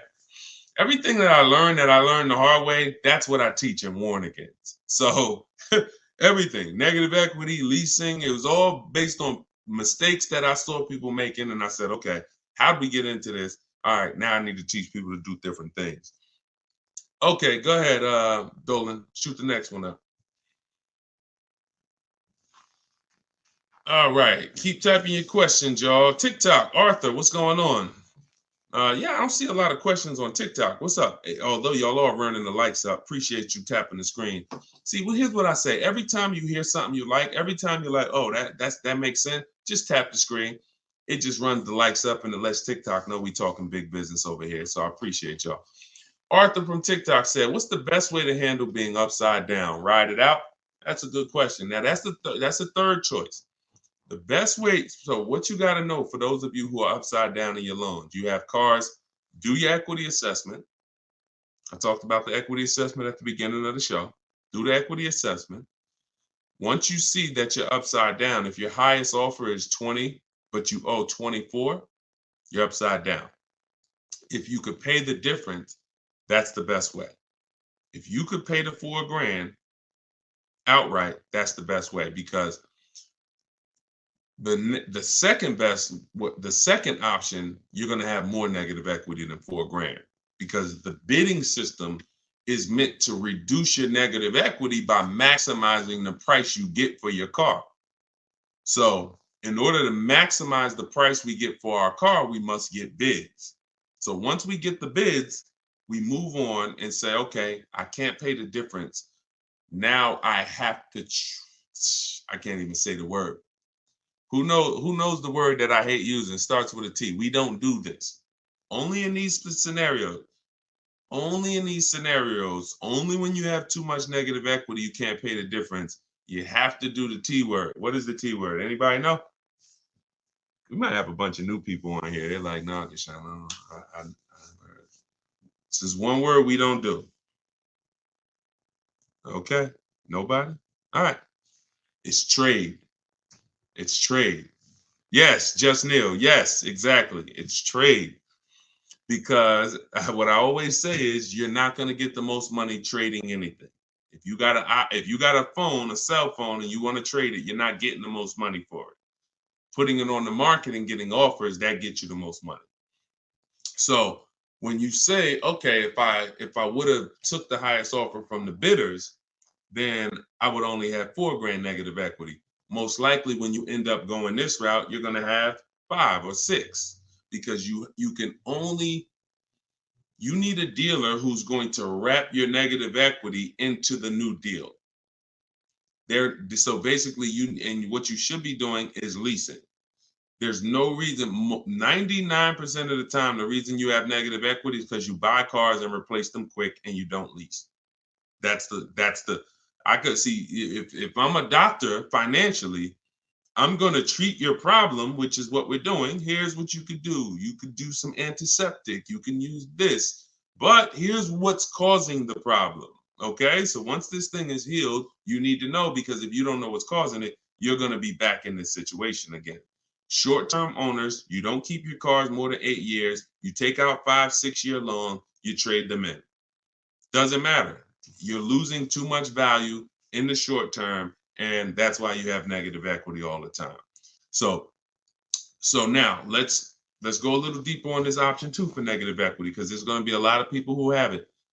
In 2020, and one day I'm gonna play some of the videos that I posted in 2021 and 2022, warning people not to overpay for these cars and warning people to use a bidding system so that they will find the best deals. And unfortunately, my voice wasn't loud enough to prevent the tens of thousands of people who are in cars that they overpaid for. So there's going to be a lot of people with negative equity that are looking and saying, okay, Deshone, what do I do now? So first option is what I just told you. That's the best option. You need to have some cash to do that. Second option is, all right, now I'm going to shop for my car. I'm going to shop for my car. And then I'm going to and this is important. Let me show this for an example, okay? Because some of you, your knee-jerk reaction is going to be to just walk into a dealer, and let me warn against that. So let's use somebody who got a discount. Okay, here we go. Let's use Tiffany's case. Tiffany bought a car that is, pretty common, and she got bids and she saved a ton of money on it. Now let me show you this. So I'm shopping, I'm getting bids. The reason why I'm getting bids is because I need to know the largest discount I can get off the new car that I'm buying, or off the new car I'm about to lease, because this is going to be what allows me to transfer my negative equity over to the new car. So she saved $6,500.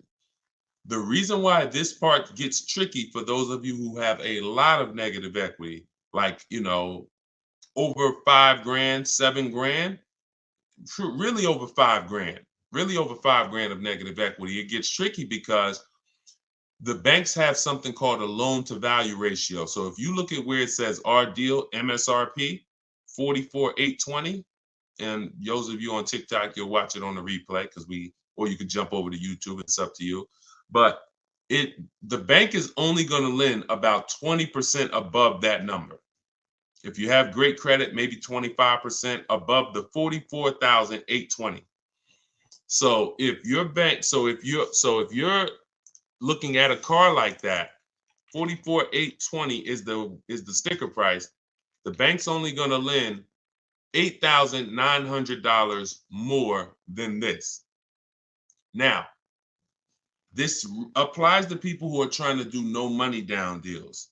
You got to realize taxes go on top, fees go on top, probably $1,000 in fees, documentation fee and motor vehicle fees. So between taxes and fees on this vehicle, that's probably another $4,500. So if the bank is only going to lend a certain amount over that and taxes and fees are 45, you really could only put like another 45 grand, $5,000 of negative equity before you are capped. That's why I said, coincidentally, works out perfectly on a vehicle like this. You can only roll over about $5,000 of negative equity before you're going to blow out the bank's loan to value ratios, and they're going to say, oh, we can't approve that. We need you to put money down. So, but if you use the bidding system and you saved all the money that she saved, look at where your loan to value ratios is. Her starting price is 38. So literally she can slap. Remember, the bank's going to lend 49 on that $44,000 vehicle. The bank's going to lend 49. That means she could have put 10 grand. She could have put, $7,000, $8,000 of negative equity, because the discount she got So the discount you get affects how your overall deal. If you didn't get a discount because you don't know how to shop, and then you're trying to throw negative equity, now you're stuck, or now you got to put money down. But when you're shopping, getting bids, you get all the money off that you possibly can, and now you can throw your negative. You can throw larger amounts of negative equity. So somebody who didn't get a discount on that car could only put $5,000 negative equity on it. They could only transfer $5,000 of negative equity over. Somebody who got the discount Tiffany got, they can slap $10,000 of negative equity on top. So that's what you need to know. You are always going to get bids. If you need to replace negative equity, you're always going to get your bid. If you're using my way, you're only going to get bids. You're not going to ever accept a deal without at least 5 offers. But when you start getting your 5 offers, for those of you who have negative equity, you're going to see it makes it a lot easier for you to transfer your negative equity over and still do a no money down lease. Because God forbid, if you put tons of money down on a lease and it gets totaled, you lose that money. So if you have to put money down, $3-4 to get it approved, then the vehicle gets totaled, you lose that money because you have to go shop again. But if you put no money down, you rolled over all the negative equity and the vehicle gets totaled, you walk away and you're fresh.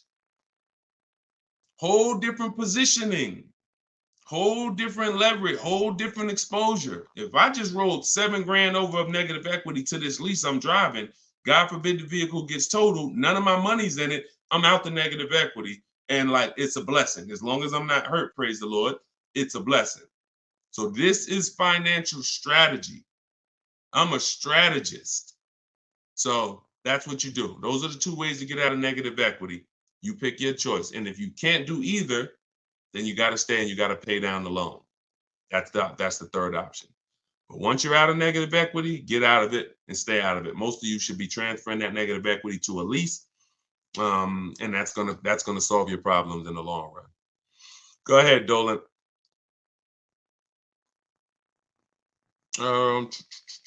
Okay, Andrew on Facebook. What do you think? A trade-in of a car almost the exact same price of the car you want to buy. Listen, we don't trade. You're using curse words on here, man. If I came in your house right now, any valuable object, and I wanted to make you a trade for it, you're not getting the most for it. So that's just what we do. We get bids. We get bids. We're not in the business of wondering, could we have gotten more? When you do trades, when you do this old style shopping, which is, think about this. I'm about to say something and it's gonna be a gut punch. You're shopping like it's 1990. Let that sink in. Everything y'all hear me talking about is new age, right? Stuff you never heard before. Now, I've been in the car business for 14 years. I've been educating people on car shopping from home for 3 years straight. Before that, I ran my own brokerage called Cars from Home, where I did this for people. And then I found that we can help more people teaching them how to fish. So this is something that we've been mastering since really 2015. I haven't been in a dealership to make a deal since 2015. My last deal was when I worked at Mercedes and I bought a used Mercedes when I was there. Forgot about that car. Phenomenal car. Got totaled. But that was the last deal. Every deal I've made for the last 10 years, and I've had 2 Infiniti leases. I've had a Jeep Grand Cherokee lease, and I've had the Infiniti truck that we bought. All been online, below market deals using my own system, using what I'm teaching you. Everything is new. All you hear on these streams is new. Wow, I never heard that before. Oh, that's brand new. I like that. But everything you're talking about doing is 1990. Go in, trade for cars, walk into a dealership, negotiate back and forth. If you're looking and saying, I'm doing the same things to buy my cars that people were doing 30 years ago, you should tell yourself, no wonder I ain't getting below market deals. No wonder I'm leaving hoping that I did all right. Oh, man, you think we could have got more money for the trade? Yeah, I know I should have tried to hit them more. I could have got another 1,500, but you know what, man, let's just, that's buyer's remorse. That's buyer's remorse. This stuff that you accept as normal, Buyer's remorse. That is not what we do. So we don't trade, we get bids, we separate our transactions. Who we sell our car to is different than who we buy our car from. That's different than who we're getting our loan from. We bid out these transactions using online resources, and we do this stuff in 60 minutes. So while you're there, before you even come back, one trip to the dealership, you've been there 4 hours. I'm here, and we're talking to 20 dealers, and we're getting thousands of dollars off while you could be potentially talking to an 80% dealer who's overpriced. Some of you know 80% of dealers are overpriced. Whenever you hear me say an 80% dealer, that means when you walk down the street or you drive down the road, if there's 10 dealers on the block, 80% of them are overpriced. 20% of them are great, but you don't know who's who. So if you go into an 80% dealer and he takes off $4,000 and you think you won, his price was so high to begin with that $4,000 he gave you, you lost. See, if I start $6,000 high and then I take off $4,000, you lost. If I start $2,000 high and take off $4,000, you lost. If I start at the normal price and take off $4,000 and beat my competition, you won. So this is what we do. It's a science from shopping from home. That's why the book is called Cars from Home.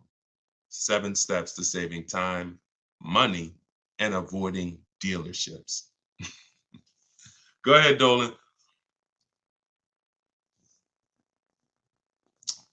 And bring in Lakina. I see Lakenya on YouTube. Bring her in after Robert. Instagram. Y'all keep typing your questions. We are live. We'll do No, I don't do DMs, my olive branch. Thank God we got 2 million followers. There's no way. And none of this stuff is uncommon. See, a lot of times you think your situation is uncommon. Like there's nothing. I've been in this business since 2006. There's nothing I haven't seen. People are, oh, but I got a special situation. No, you don't. It's special to you. It's special to you. There's 100,000 other people in that situation, which means I've already planned for it. Unless you're a one-off situation where there's not 100,000 other people in this country in the same situation as you, it's already been planned for. I've seen thousands of transactions over the years, so I can plan for everything. So there's no way functionally, logistically, that I can be in DMs giving people repetitive advice. When I make the information available, you just go get it. You want to get on the stream and try to get it? God bless you. You want to get my book and try to get it? God bless you. You want to go to my masterclass, link in my bio, and attend my masterclass and find out what you've been doing wrong? God bless you. You want to watch my social media videos that I put out every day? God bless you. You just get it. But that's what we do. All right, Robert, Facebook. What is the best way to look for a particular new car instead of going through each dealer's websites in various cities?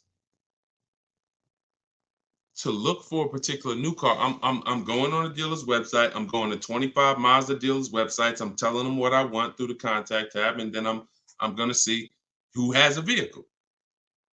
That's the fastest way possible. That step in our process takes 20 minutes.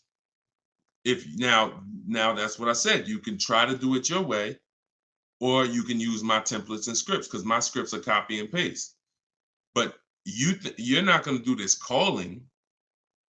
It's hard because you don't know who has what car. That's why we go to all the dealers' websites and we reach out to them in 20-25 minutes. So once we know who has a car, then we have a conversation by email with those who have a car. It's the best way possible. There's no way better than that. Like, there's you going into a dealer, you calling dealers. No. We know when we reach out to 25 dealers, there's a chance maybe 10 of them have a car we want. Maybe 8 of them have a car we want. If none of them have a car we want, then that means that car is either sold out or you're in between model years, which means it's sold out. The 2024s are sold out. We haven't gotten the 2025s yet. If we connect with 25 dealers and no one has a car we want, or only one person has a car we want, then that means that car is not in the market anymore. In which case, it's better for us to know that than walking into dealers, wasting our time looking for something that doesn't even exist. It's the best way. It's the best way. Everything else is a waste of time. Go ahead, Dolan. Okay, good morning. I bought the book and right now analyzing my equity. I owe $36,000 on the vehicle. It's a 2024 Mazda CX-5, but the only offers I've gotten so far are $23,000. Why are we looking to get out of a car? It's a 2024.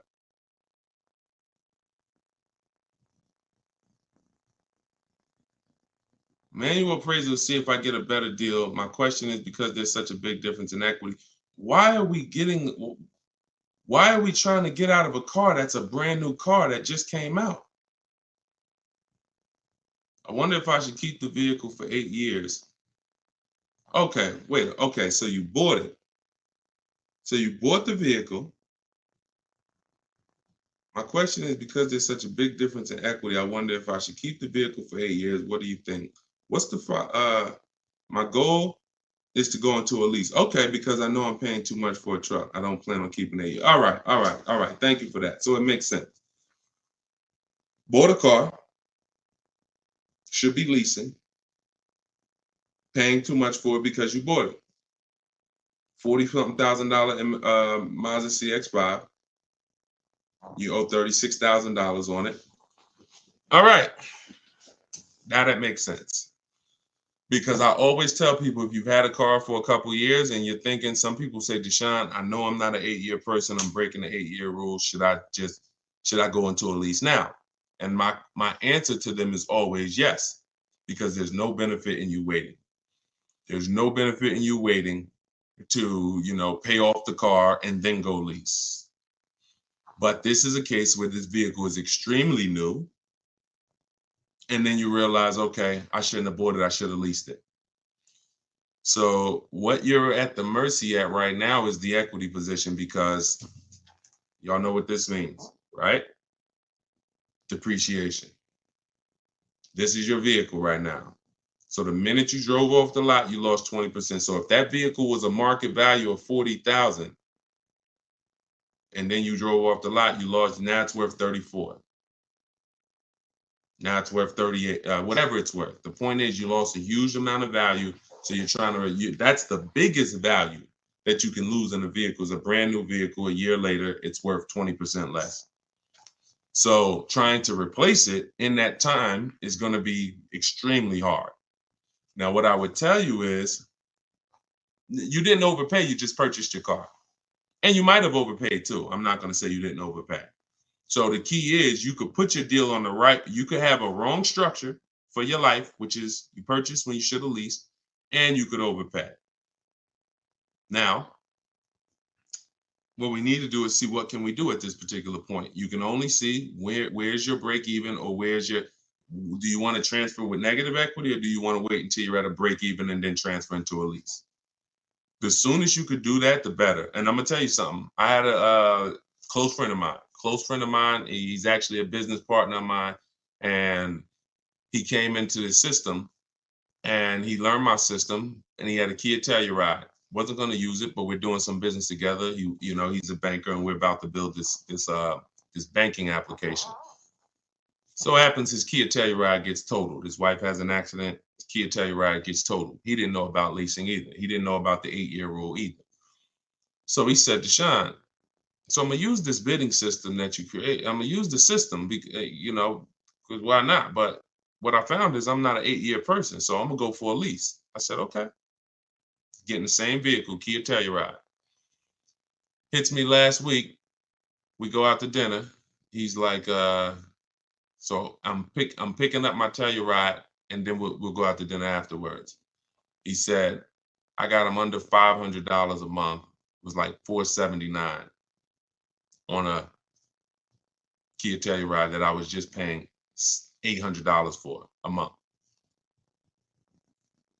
I said, well, congratulations, man. He said, man, listen, it's just deal structure. So he's driving the same vehicle. In fact, he got a brand new one. And that's the revelation that most people are going to make. And that's really the big revelation, because the amount of money you're going to save is just going to be amazing. But you have to see at this point now, when does that make sense? Because I just bought this vehicle. It lost a ton of value naturally, because that's what it does. Depreciation has set in. I would do my equity assessment and keep doing it. I do it probably once every 6 months, once every year, and see you're paying $623 a month for it. Yeah. You could lease that same vehicle. I mean, think about this. And I'm just telling you so you can have a target. If you go right now and you transfer, okay, so let's just say a phenomenal offer on that because, you know, Tiffany got a Mazda. She got a Mazda. Now, she didn't lease it, she bought it, but she got $6,000 off the vehicle, $6,500. Let's just say that $43,000 vehicle, let's just say she could lease that for like, you know, $425 a month. We don't know what her best offer would have been if she leased it. But if it's $4 something a month, then you overpaid because deal structure. And, you know, if you put money down, that's more money that you overpaid. So you have to now have a goal and say, all right, this is a correction of a mistake. If the damage is done, just understand that the damage is done. Wrong deal structure it's done. So all you can do from here is say, all right, I know what my next goal is. I'm going to move from this vehicle to my next vehicle in a lease, and I'm going to do it when it financially makes sense to do. That's all you could do. It's a purchase. You didn't necessarily, you're not paying $623 because you necessarily got a bad deal. You're paying $623 because you bought a brand new car. So you should just focus on, all right, do your equity assessment every 6 months, enjoy the car. It's not going to be forever. Hopefully in the next 12 months, 18 months, the equity position levels out where you can make a move from the car. And if you put a little money down, it'll help you. But think about that. Think about this, y'all. Real scenario. And we're not, and look, your story is going to help you if you follow this plan, but it's also going to help people who are going to be in your situation and who can avoid it. Because really, you probably, in order to get $623 a month, you either got a long loan, maybe 6-year loan, put a little money down. But what are we talking about? When you can replace that car, we're not talking about you getting any of that back because you're not going to get it back. If we could break even right now, that would be a blessing because you can move freely. So we're just praying to get to a point where you could break even, which means whatever money you put down, gone. Whatever the $600 something you're escaping to go into the lower lease payment, gone. So this is why I'm telling you guys, if you're not keeping your cars 8 years, you should only be shopping for great lease deals. It's impossible to get a great deal if you purchase a car, but you should have leased. Impossible. And I will tell this for everyone who's willing to listen, not be emotional, not listen to what Dave Ramsey's been telling them for years, because these are the facts. These are numbers. And I put this advice up against anyone in the world. Numbers are numbers. I love numbers. So here's what you do, LaKenya. Don't beat yourself up. Enjoy your new car. You could afford it, but you just know, future-wise, I'm going to be getting great lease deals, and I'm going to take the strategizing in it and the shopping for cars and understanding financial literacy with cars extremely serious because I'm never going to repeat this again. Let it be an anchor to you to never go out here winging the process again, because this is your money. So the info is available. Run your equity assessment. When it makes sense to transfer it over, shop for your next car, get bids so that you can save all the money you need to save and then go into a lease.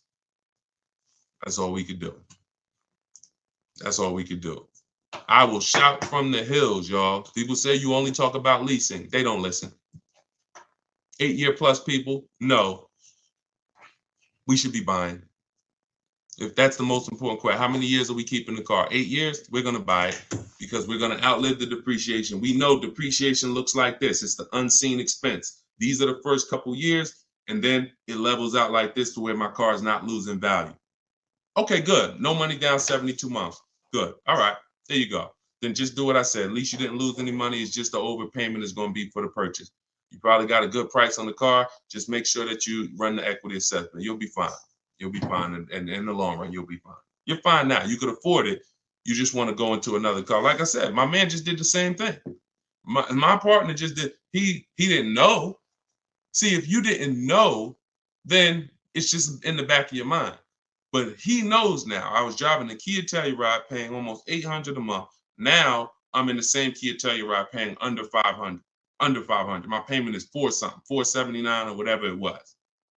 Same exact car. There's people pulling up next to him in the same car, but because they were told purchase your cars, don't lease, they're paying $300-400 more per month than he is. Just so they can say, oh, we purchased. Meanwhile, they're going to trade it in 3, 4, 5 years and do it all over again.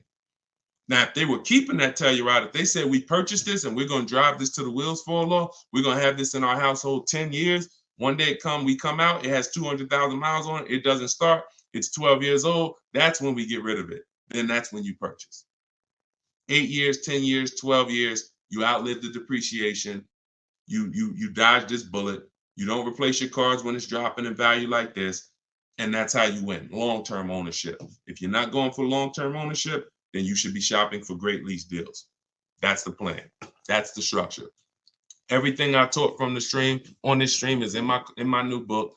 It's called Cars from Home, 7 Steps to Saving Time, Money, and Avoiding Dealerships. It's not just the science of deal structure and proper deal structure. It's the science of car shopping from home and making dealers and banks bid for your business instead of negotiating. So all of you if you don't like negotiating, if you don't like not understanding car deals, you will love this because it's going to work and empower you.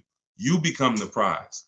People should be trying to win your business. You shouldn't be in one dealership or 2 dealerships trying to talk them into selling you a car and doing you the honor of selling you a car. You should be sitting at home and letting banks and dealers come to you and win your business. We're the prize in this. So our strategies and our systems reflect that. We are the prize. And the 20% of dealers and the 20% of banks that do the best deals, they don't mind competing. They don't mind showing us that, yes, you are the prize. And here's what I'm going to do for you. I'm going to beat all my competition's prices just to show you that I really do want your business. Thank you. Those are the people we do business with. So that's all in my book. You can get your copy for 75% off. It's normally $97, but you can get yours in my TikTok bio and in my Instagram bio. Just click that link and click the button that says get my new book 75% off, and you can get it for $24. But if you've been to the website and that timer started running, then when you go back, the price will be $97. It's on you to decide if, listen, I need this information. If I missed the $24 deal, I'm taking the $97. I need this information because this information will net you thousands of dollars on your first transaction. You saw what it did for Tiffany, $6,500 off her first car using the book. So get it in my bio or in the link. We put a comment in the Facebook section, in the Facebook and YouTube comments, deshonsbook.com. And if you're watching us on TV, of course, you can use your mobile phone. You can scan that QR code. And for all of you who want to attend my free masterclass, it's called Everything You're Doing Wrong, Buying, Selling, and Leasing Cars. You can also click that link and attend it. You'll need about an hour though, and you'll need a pen and pad because we go very deep into leasing versus buying and 23 other mistakes that you're making that you don't know you're making. So you can do that. You can attend that, or you can attend that in my TikTok and Instagram bio as well. Like I always say, I make the information available. You get in where you fit in. Just get the information. All right. Great stream today. I appreciate everybody. Enjoy the rest of your day, and we'll see you on the next one. God bless you.